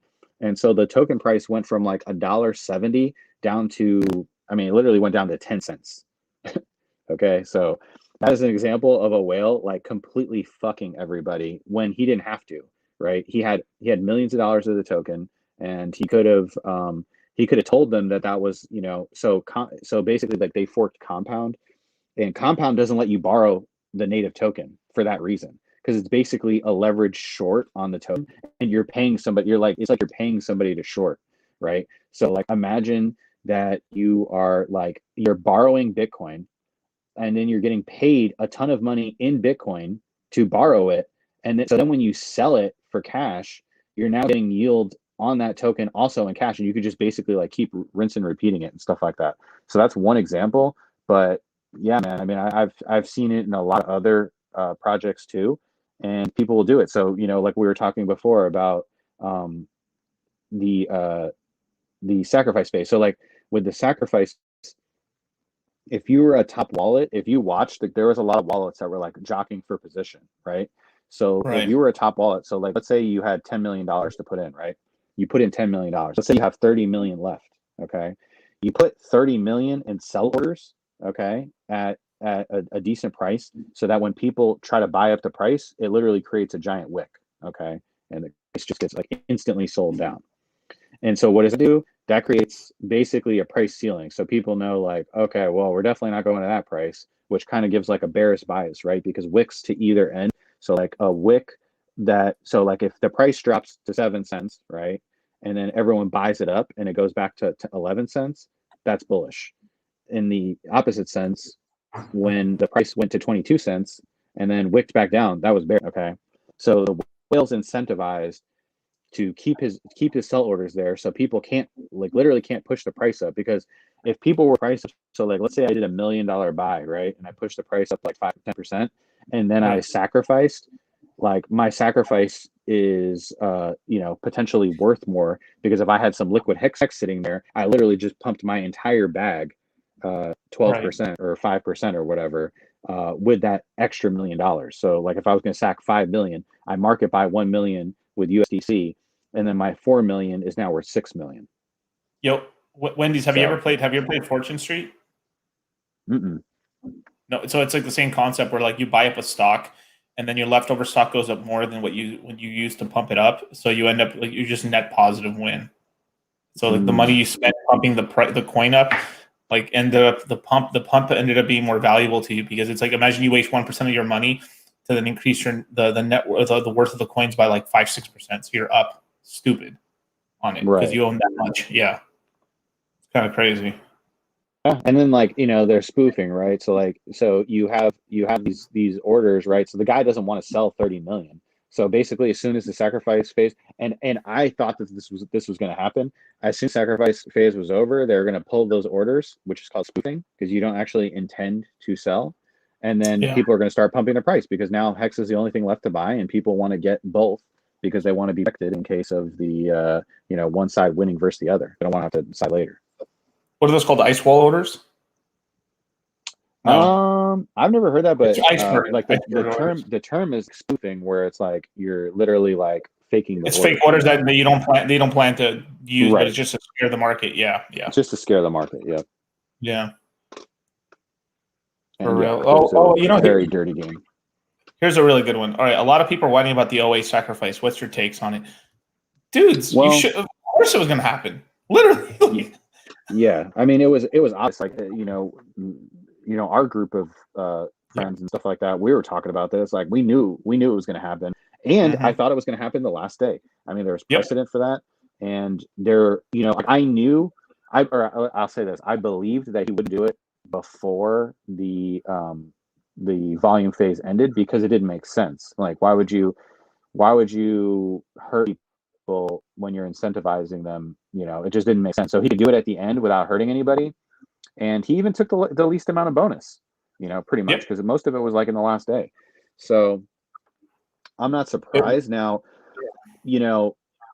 so was he going to do it? I didn't know for sure, because I didn't know if he wanted to go the route of like having the coin basically be gate kept again. So that's a little frustrating, that like we're going to have a higher road to climb now, mountain to climb, just like Hex did, because we're likely to be gate kept because of it. And that's because there's so much more supply, which is going to fluff market cap. That's really it. Do I think that the OA would sell the pulse? Like, no. He also needed a bunch probably for validators, just in case like the OA had to have a large supply, because if people didn't want to start validating in the beginning, then the OA has to keep the network running. So then as people request to be validators, the OA can drop a validator here, drop a validator there, and let people validate. But I mean, he's got to have enough to at least make sure that he's going to validate.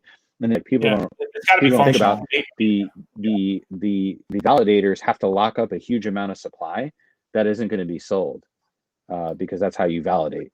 So there should be like relatively low fear out the OA dumping those. It just doesn't make sense. I mean, the OA hasn't even dumped. Do you see how much money was made? Why would he need to dump at all? Yeah, there's really no point for it. So. Yeah. Do you think the government will intervene in whales? I hardly see crypto being accepted in the mainstream if normally it can easily get wrecked.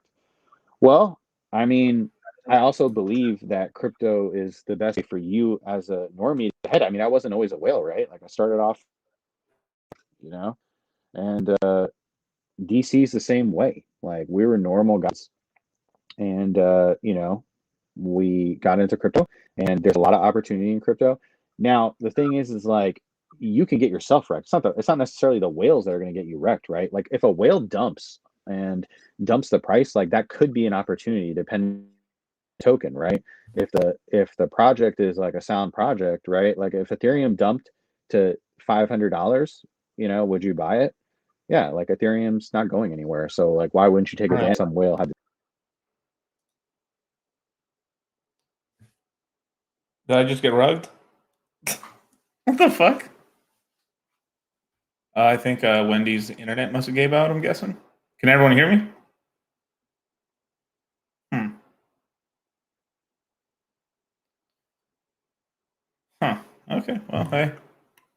Rugged again. Deuces, you guys. No, I'm fuck with you. Can you imagine? I'm like, no. His internet was getting choppy and stuff. I could hear it. But yeah, man, that's my buddy Wendy's for the tendies. He'll be back in a minute. Fucking dope ass dude. Um, Here you lost him yet. Magic carpet ride.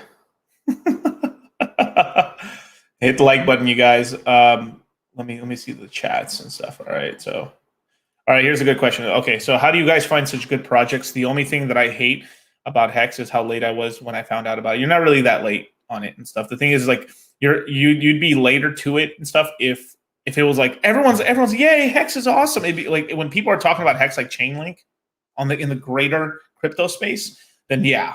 Okay, you might be a little late on it, but it's still a good buy.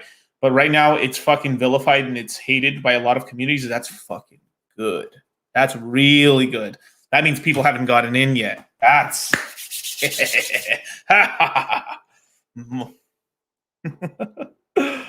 oh boy. Beautiful. Hit the intro. All right. Type 1 if you guys want the intro. I'll play the intro if you guys want it.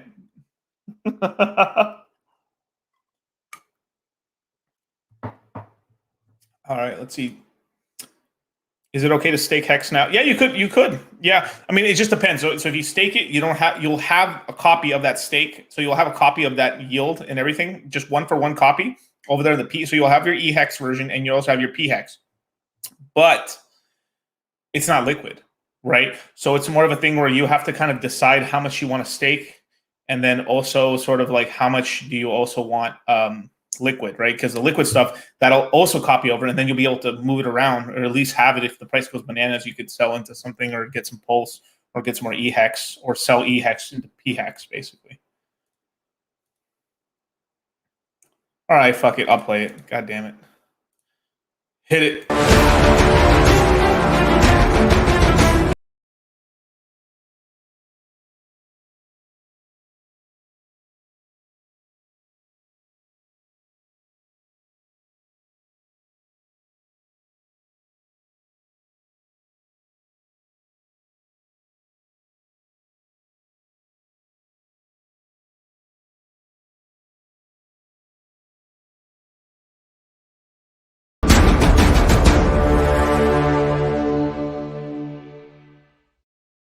Whoo! 4 rugs. What's going on? I got rugged. Yeah.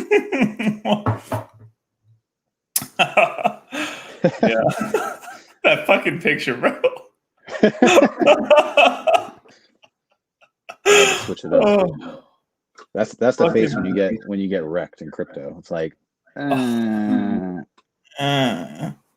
yeah. That's hella funny, man. The pump it up. Yeah, I wish I could play the pump it up song, but I can't. Sucks. I mean, my little character is just like I think that's Moses leading his people through the seed of red velvet cake to the promised land. Yeah, sounds delicious. You ever seen that meme? Everything's cake, and then they're in the world. The astronauts in space. So like the world's a piece of cake, and there's another astronaut behind him with a gun. It's always been cake. I have seen the derivatives of that meme. Yeah. Fucking funny. Yeah, if you guys don't know, you guys can buy Hex and most cryptocurrencies on Uniswap. And here, I'll throw you guys a link and shit just in case if you don't have the official link. Don't be very. Actually, this is something Richard Hart says as well. You know, most of the times if someone throws a link in here and stuff, go find the official source of it. Don't people in here are cool, but at some point when my channel grows to a certain portion, there's gonna be a certain percentage of fucking cunts, fucking like F-word motherfuckers, silly boys, skip scaps and scallywags, non-wumbo people, and some scam tards and shit. And someone's gonna try something at some day to try to fuck you guys over. And you guys are very smart, so you guys aren't gonna fall for it. But just be really careful. Always go to the official sources. If you don't know how to find links to stuff, I mean, like here, I'll show you how. You go to this magical thing called Nomics. You go to nomics.com, transparent crypto data for you. And then you scroll down like, oh, wow, what's this Hex? Whoa. Let me scroll down. Whoa, it's 14 cents. Wow, it's up 20%. Wow. Right? B grade. Whoa. Why is Hex in the top 5? What's up with that? Yo, what is, yeah, I've never heard of this thing. Oh, now I'm liking it. Oh, amazing. It's sad. It's sad, like people have no idea. Like, yeah, I mean, look at this. Things are kept for them. Look at that. That's CoinGecko. Here's CoinMarketCap. Nothing. And here's fucking super dick long fucking Nomics right here, being a Chad, showing Hex. And like people, it's funny because like I feel like it gets like it doesn't get said a lot. People say, well, why would CoinMarketCap do that? Okay, well, it's really simple. Binance owns CoinMarketCap. Okay, there is like approximately a $2 million listing fee on CoinMarketCap, which like why would anybody want to give CoinMarketCap money? And number two, Hex is made to be held in your wallet and traded decentralized. So like most of the liquidity is on Uniswap, which is not Binance, right? So you're going to get the best orders on Uniswap. So if someone bought on Binance, they would literally be transferring it off to to go stake it, and coins would be locked up, and then likely they would probably sell on Uniswap after that. So they probably don't want eyes on something that pulls eyes away from their centralized hold. Right. Yeah, I mean, these guys are entities. I mean, they make their money essentially like ripping off other communities and stuff. And then usually what they do with the money is they charge you a $2 million listing fee, and on top of that, they usually ask you something close to about 0.5% to 3% of the total supply of the coin for liquidity. Right. And then they probably use 0.5% of that, and then the rest of it they start dumping on your followers. So usually it pumps a little bit, and then they usually most tokens eventually when they go on Binance within a week they're down 50%. Yep. Almost it's like religious. It's like religious. It just happens. Basically, CZ like just takes money from your community. Well, you paid the dole, you guys. You paid your pound of flesh. Now you can be part of the shitcoin ecosystem. Welcome. And it's kind of the same for Coinbase too. I mean, it's really like people say like, oh, you want to go on there? Well, like what? So the thing that they don't think is like, well, what if they said we want 10 million Hex to be listed, right? Well, what are they going to do with that Hex? What if it was 100 million Hex that they wanted for liquidity purposes? Like, no, we shouldn't do that. And the thing is like, I always say this: don't fix something that ain't broke.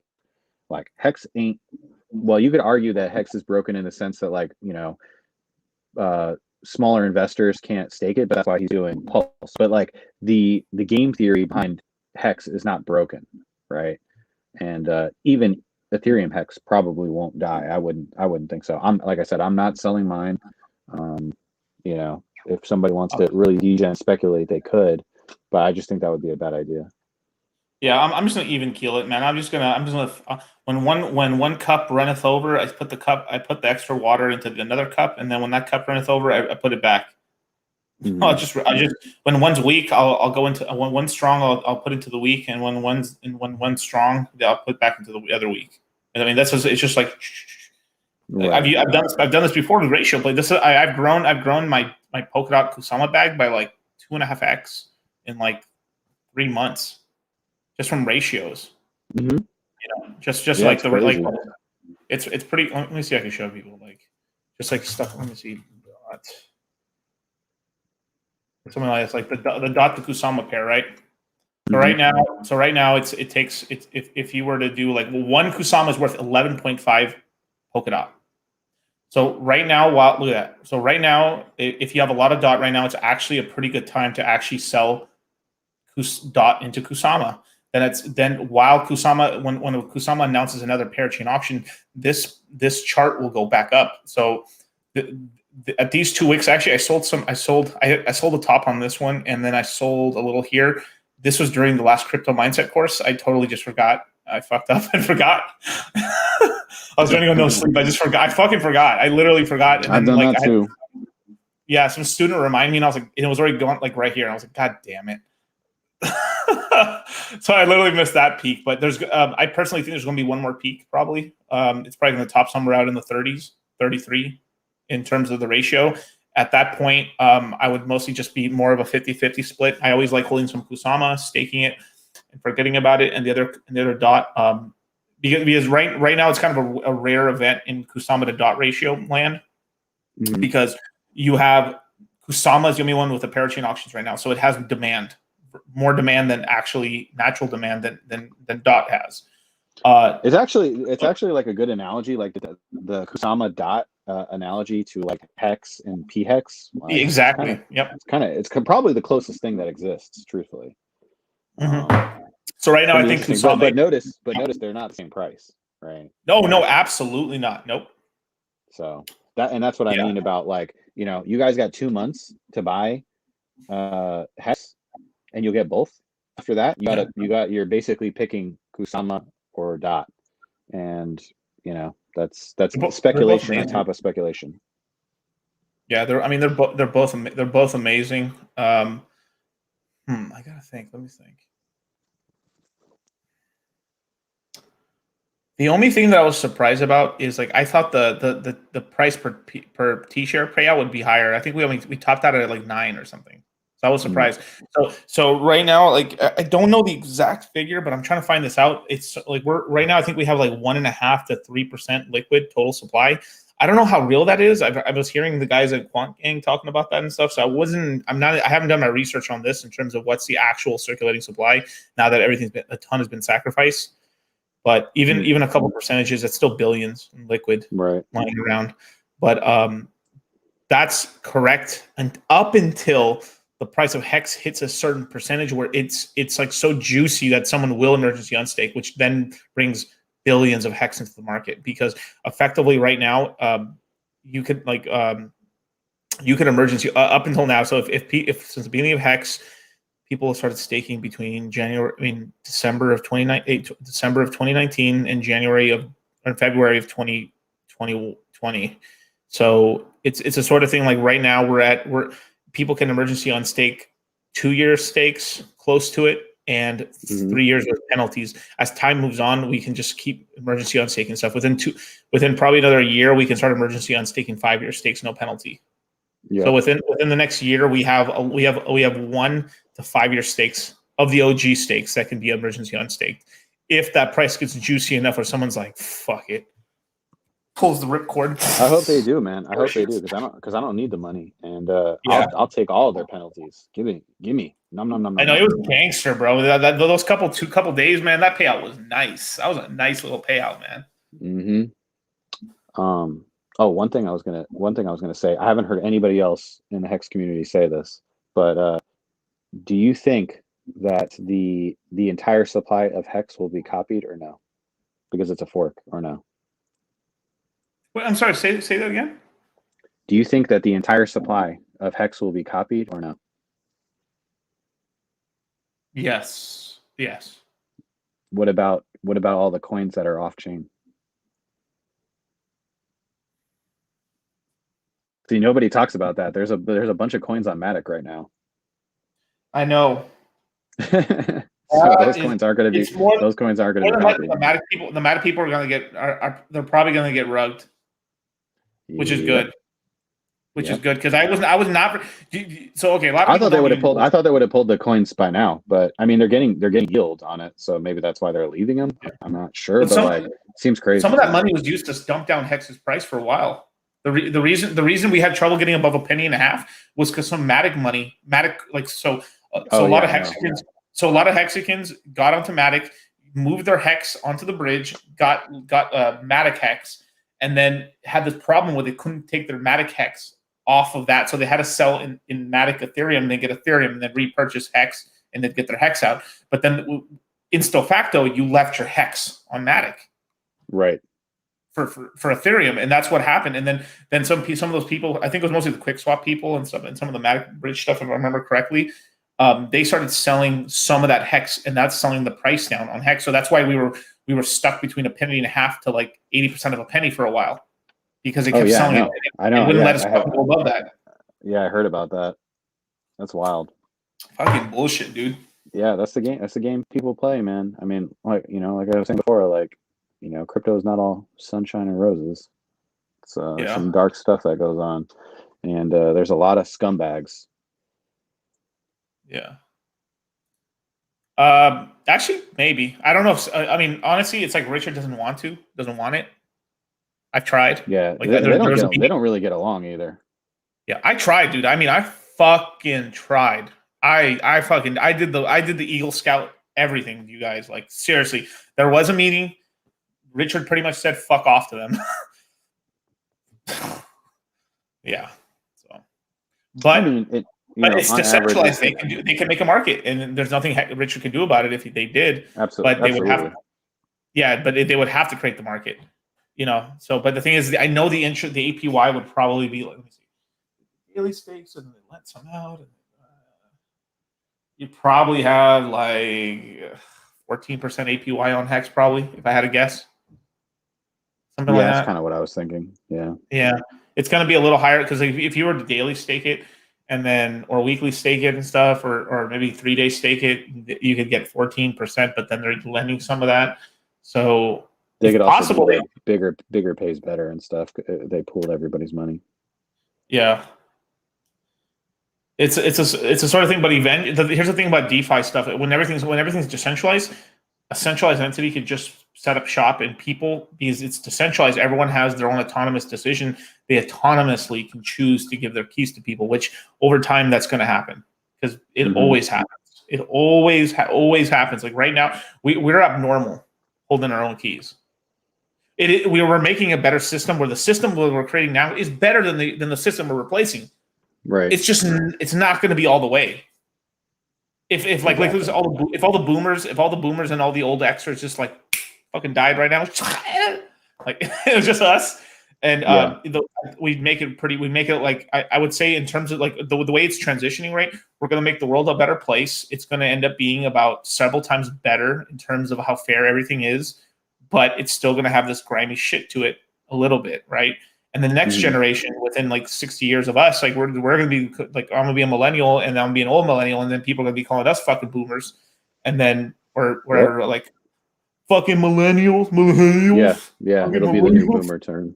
We'll be the new boomers and shit. First is Gen X, though. We got a little bit of time. Yeah, it's Gen X though. But dude, no one pays. I'm sorry, man, but damn, Gen X got they got a rough end of the stick on that. They always get forgotten. That sucks, man. They really do. But then we're making all the moves out here. I'm telling you, man, shit. But I don't know. Yeah, I mean, personally, I don't see the point. It makes sense for some things, right? Like if you can't get like a good return. Good. Yeah, that's another thing. Like you're not really selling your hex, you're borrowing on it. So you can put your hex on there, do a 25% LTV. So let's just say I have $1 million of hex. Yeah. Put $1 million in hex, do a 25% LTV, get it into USDC stablecoins, and because it's Celsius and it's under like your social security number, it's full KYC, I can have that money deposited into my bank account, into cash. It's loaned income, and then I could just go fucking cocaine and hookers if I want, and no taxes. That is 100% true, but I think like I hesitate to like tell people to do that just because it's yeah. It's risky because crypto crashes. Yeah, like in like I mean, I don't recommend ever doing a 50% LTV or anything like that.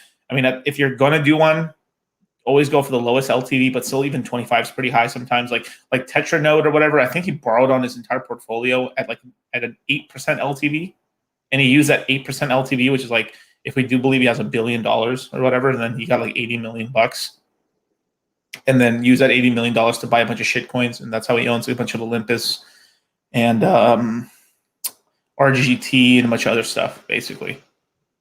Yeah.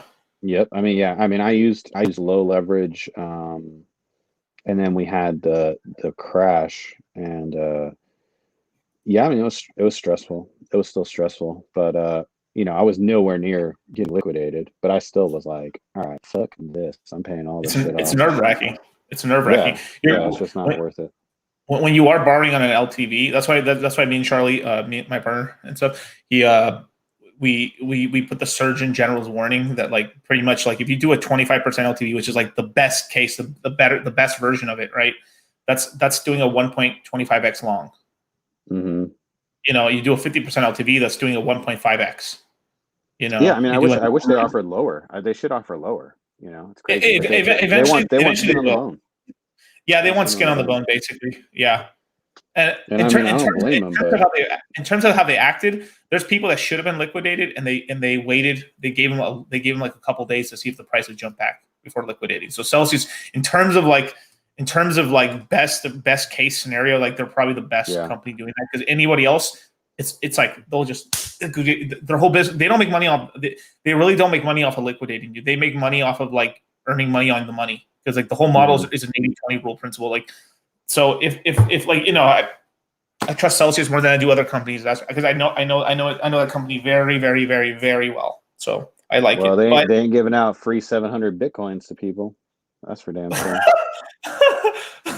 Well, yeah, that's true. I mean, but hey, man, they gave me enough money to buy a lot of Bitcoin. I'll say that much. Yeah. Man, can you imagine if instead of $25, you got 700 Bitcoins?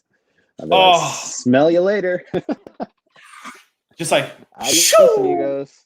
Yeah, adios, amigos. Like, I'll catch you in court, but I'm gonna make a ton of money with that money in the meantime. All right, here's your 700 BTC. I just didn't know. And then, like you earned on that 700 BTC, you earned like, let's just say if you're what is that for? Let's just say it's like 2.5 years of litigation. And 7. Oh, you come so look, the guys who did that, like I guarantee, because when that happened, the price was like falling. They sold, and then they could have rebought and then kept all the Bitcoin and returned it like in a day or two later. Even like a week later. Yeah. Like nothing's going to happen to you if you gave the money back. But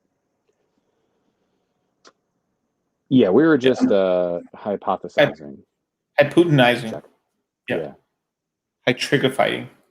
Yeah. Personally, I'm glad that you can't do that at Celsius with Hex. I think like Hex works perfectly as intended. It should just be your passive income. Like I don't think you should be like necessarily like, and it is like volatile, right? So like, yeah, not necessarily the best thing to borrow against, unless you were borrowing, like if you could borrow, like he said, like 4%, like that's on Aave you could toggle it and stuff. I don't know how it works on Matic. I haven't really borrowed much money on Matic. I just got really pissed off with the whole thing, but like Matic's getting vampire attacked right now. Actually, a lot of their liquidity is going over to Luna, which is funny. Mm-hmm. Yeah, I mean, so it's always going to go where the money's at, So like things get drained, and then like at first it's a ton of money. You can make a ton of money doing stuff, and then bam, goes away. Nothing. Yeah, but it's not going to be added. Yeah, I mean, but we're probably with Pulse, we probably are going to be able to. There will be an option to long and a short fucking Hex at some point. I know it's going to happen. It probably within 6 months of Pulse launching, there will be some leverage, something exchange. I could. Yeah. I wouldn't touch it. No. I wouldn't touch it. But yeah, I'm just. I wouldn't be like this with binoculars, just watching, laughing. Well, because you don't think about it, but like there's people out here that got huge Hex bags and they can just liquidate you in either direction. So it's just not worth it. 10 days. Yeah. That's me. I'm gonna liquidate you if you do it. If you dare press that button, just be careful, because that big Pepe is gonna come at you, and it's gonna drain those bags. Big Pepe. No. Give me that. Oh yeah, I almost forgot. Damn it. Yeah, yo.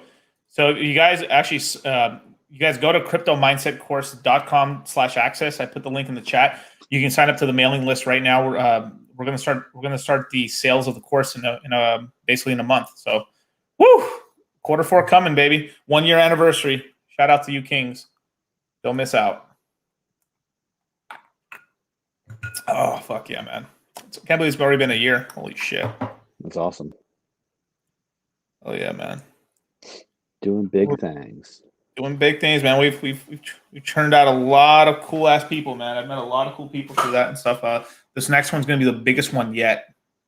Like we're gonna have a lot. We're gonna have a lot of people in this next one. Whew. Awesome. We got some like heat for you guys. Yeah, like I said before, I mean, some people will lead you astray. You know, DC is one of those people that knows what he's talking about, and I mean, who is paying Lark Davis for a fucking course? Are you out of your mind? Do you want to lose money? Like, my God, some people, it's crazy. But yeah, he disappointed me, man. Because I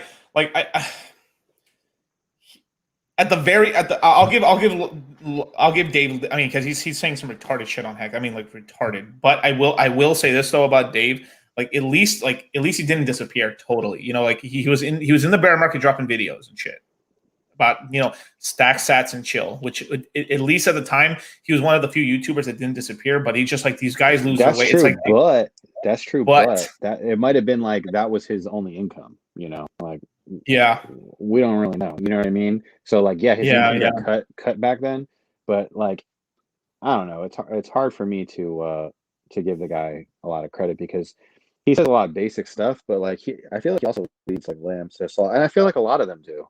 Like it's actually like the vast majority of YouTubers that don't know anything. It's pathetic. Yeah, but it's because they make it later, right?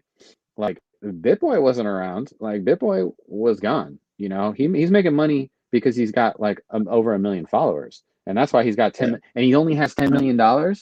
Joke. The guy's a joke. If There's I people had doing stuff behind closed doors, and they're making way better plays. I mean, you know, and at some point when you got all that money coming in, like if you watch him, like his trading is terrible. He gets liquidated left and right, you know, and it's just a bad look. Like he gets people into margin trading, and even when they follow him, he's like, oh yeah, you know, you're gonna take some L's. But he takes L's all the time, and he doesn't care because like the next video he's gonna make like, you know, $20,000 from views and, you know, ad sponsors and all that stuff. And he knows that if you click the link, you're going to pay him because you're going to get liquidated too. So it's like an endless stream of money. You know, you don't have to worry about it. Dude, if I had 1 million subscribers, I'd be worth $500 million right now, or $1 billion. Yeah, there's crazy. No way. It's absolutely crazy. No way I wouldn't be a billionaire. It's impossible. Like there's no way. It's unbelievable. And like I just feel like, I mean, think about it. Like look at most of the channels. They just like tell these like total garbage altcoins and stuff. And a lot of them, like we found out, like the Wolf of All Streets. Guy, whatever his name is. He was dumping on his followers, right? So a project pays him in a bunch of coins, and then he literally like he tells everyone on his channel to buy the coin and then dumps it. Like there's literally like timestamp proof from his wallet of when he's dumping on them. And then Alex Saunders, another guy who does the same exact thing, scamming people. Like most of these YouTubers are in it to play you. They're not trying to make you money. They're literally trying to play you, and it's disgusting. It's absolutely disgusting to me. Damn. Yeah, it's them, and there's also some other guys from 2017. I mean, I'm just not going to say their fucking names, but like I met them. I know exactly what you're talking about from back then. I met some of these guys, and I met some of these guys at conferences and stuff, and they're like fucking pieces of shit.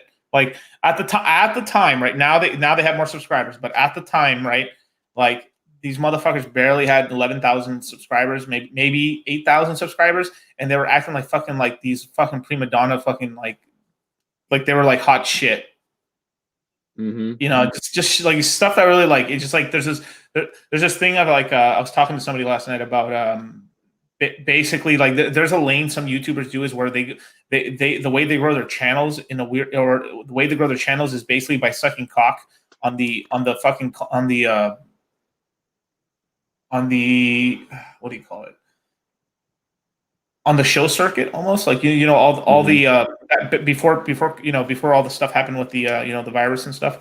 Right. There's a lot of like this summit, that Bitcoin this, Bitcoin con, and all this other stuff, and all these other cons. Well, some of these YouTubers would just go to all these cons and then make connections and do a couple interviews here and there, and they basically like would get views and like subscribers off of like other YouTubers and other subscribers just by doing that circle jerk of the conventions.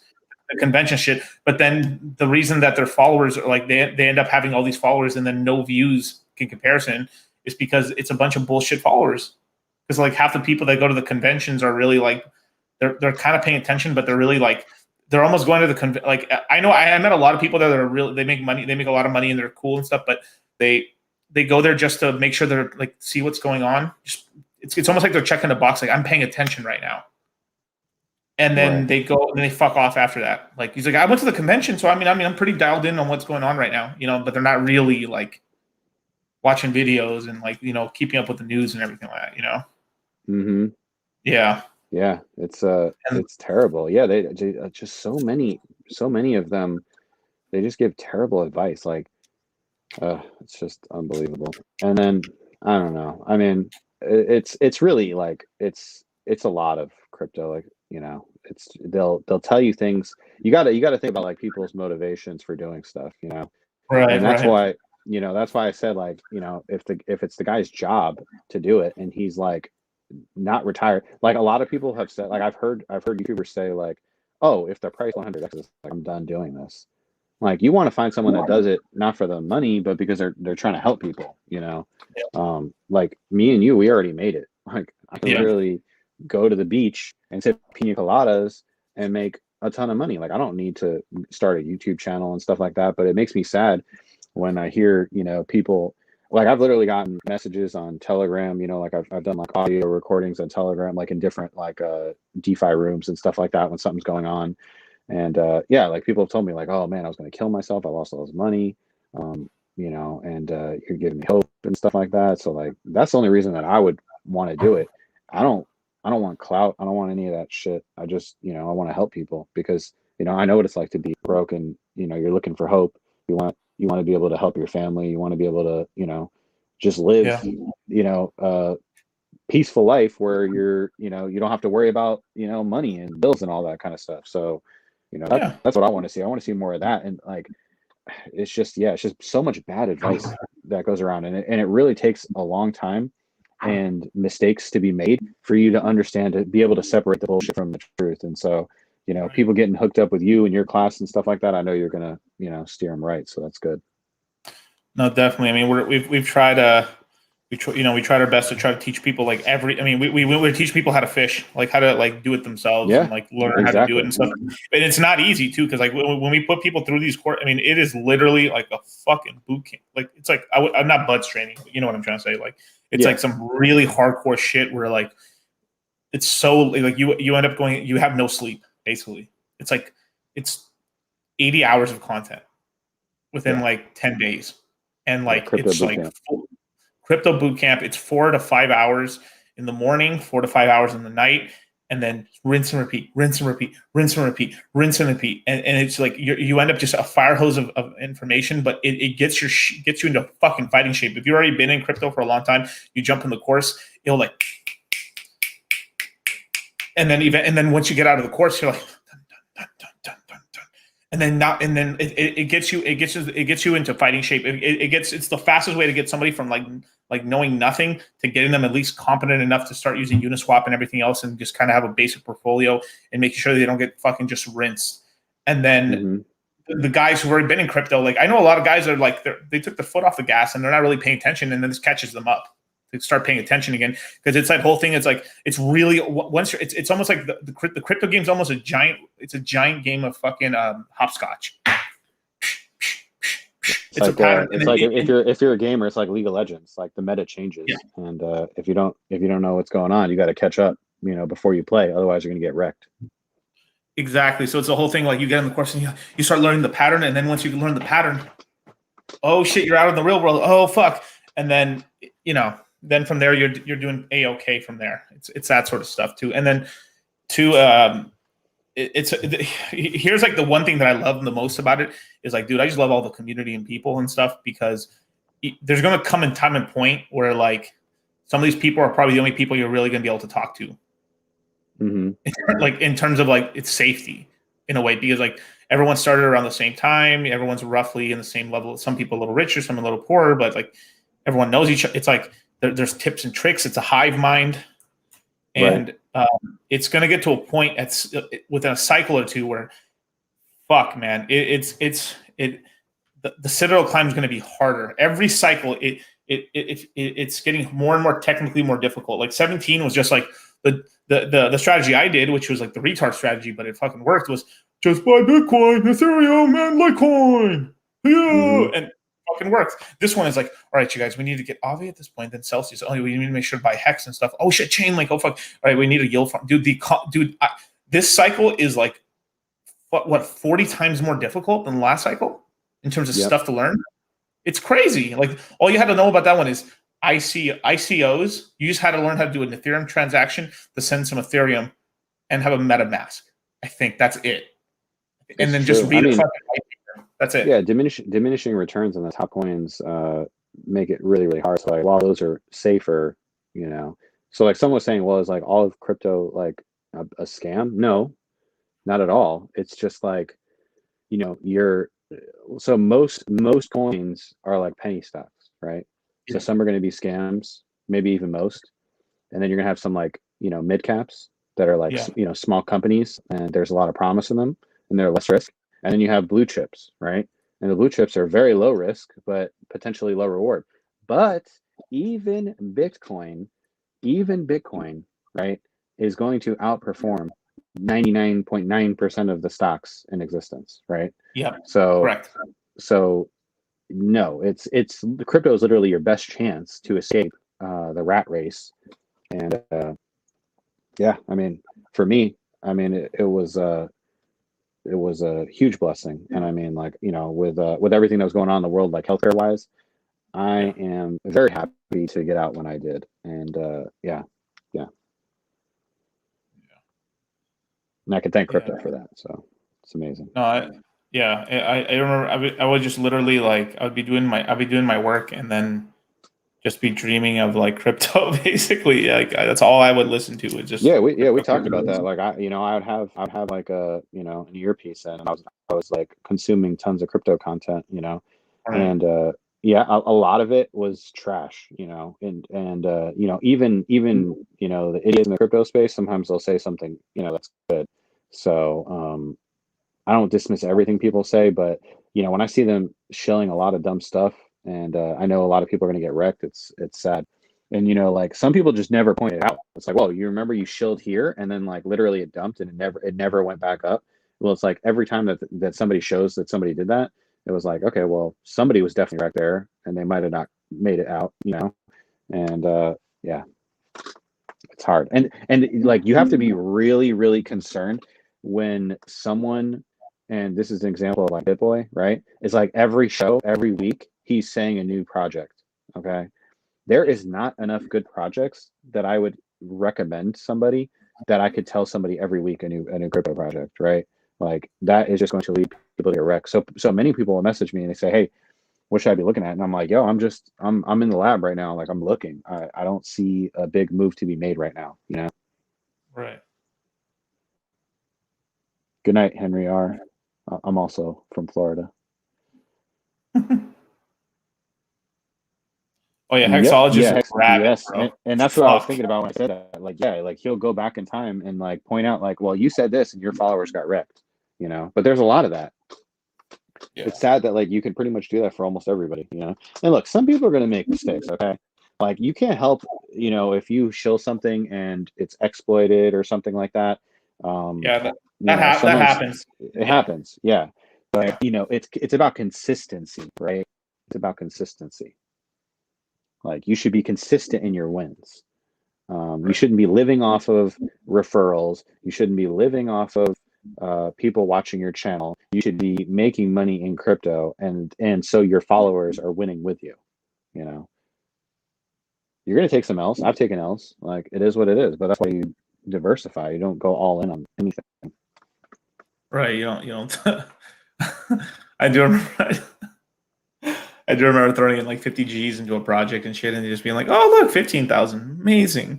It's like overnight, like literally. I've done Oh, worse than that, my friend. yeah, I tiptoe into things, man. But I'm like, damn, man, It's an ongoing joke with like some of my friends. I go, oh, I just lost another condo in Costa Rica. Like, whoops. Well, man. Hey, well, Tendies, man. Where can people follow you, man? At 4tendies on Twitter, and I think I'm Wendy's for Tendies on Telegram if they want to DM me and talk. I'll never ask you for crypto, and I will never DM you unless you're a hot chick. Unless you're a hot chick, okay. Yeah. Picks first with a newspaper like this. Today's date. Yeah, exactly. Shoe on forehead. Yeah, shoot on it. Well, you can follow me at dollarcostcrypto.com, or actually, well, not yet, soon. Dollar Cost Crypto on YouTube, Twitter, and everywhere else. Make sure to hit the not the subscribe button, but make sure to hit the notification bell and hit all. YouTube has this weird fucking thing where they will unsubscribe you, so you can subscribe to somebody and they will unsubscribe you. So make sure to hit the subscribe button and hit the notification bell and hit all. That way you get all the notifications. That's the only way that I figured out, like on some of my favorite dude, like I have some random like history channels that I follow. I was unsubscribed to stuff. I was like, what the fuck? I subscribed to this like 3 days ago. So it's there's been a lot of that for sure. So the only channels that I know that I haven't been unsubscribed to are the ones I hit the notification bell on. So I just hit all on like, infographics or stuff like that. And so I got unsubscribed from infographics. How the fuck did I get unsubscribed from infographics? Well, even like some channels that I haven't like watched in a while, I'm like, wait a minute, I subscribed to them, and then like literally I look, I'm still subscribed, but nothing ever pops up like in my recommended or anything like that. It's super weird. So yeah, the bell icon works. Yeah. So your favorite channels. Hit the subscribe button, hit the notification bell, and hit all. And then and then the cool thing is because I don't fucking spam your shit up, and most people don't really spam your shit up. You actually do see in your recommended page when someone had just done a video or they're live or something. If not, I mean, I have sort of a conspiracy theory why maybe like they're doing this is so like there's channels that should if anytime you hit the subscribe button, if they kept those subscribers, they would have essentially like 4 times as many subscribers, I think, or twice as much subscribers. So what would happen is they would be paying. I think what they're doing, they figured out is like they want to pay people on YouTube for the most active subscribers, not like zombie subscribers. Where like it's like owning a giant email list. Where like, but they deserve it because they did get that. But it's a sort of thing where like if they kept those extra subscribers, they would just get more views, and they would have to pay these guys more for people who are already watching their content anyway. It's really right. Messed up, man. Yeah. Big tech is it's not the best. I mean, it's a lot of why we're in crypto for sure. Look at that. I was unsubscribed. I just resubbed. What the fuck? Yeah. So hit this. You guys check. Make sure you guys are subscribed. Hit the notification bell and set it to all. It won't unsubscribe you at that point. I don't know what the hell's going on with that, man. You guys, but hey, I'll hit the. I'll talk to you guys soon. I should be on. I should be doing a show in about a day or two and stuff. I might have Wasabi-san on. We'll see if we can get him. You have any last words, Wendy's? Nope. Keep your head up out there. I mean, it's rough waters. We could be in a bull trap. I mean, it's possible. We could see new all-time highs. Just keep grinding. If you're still working, keep your eye on the prize. Remember, you can manifest your destiny. I truly believe that. And just know that Big Tendies is rooting for you. Yeah. Well, with that, man, peace.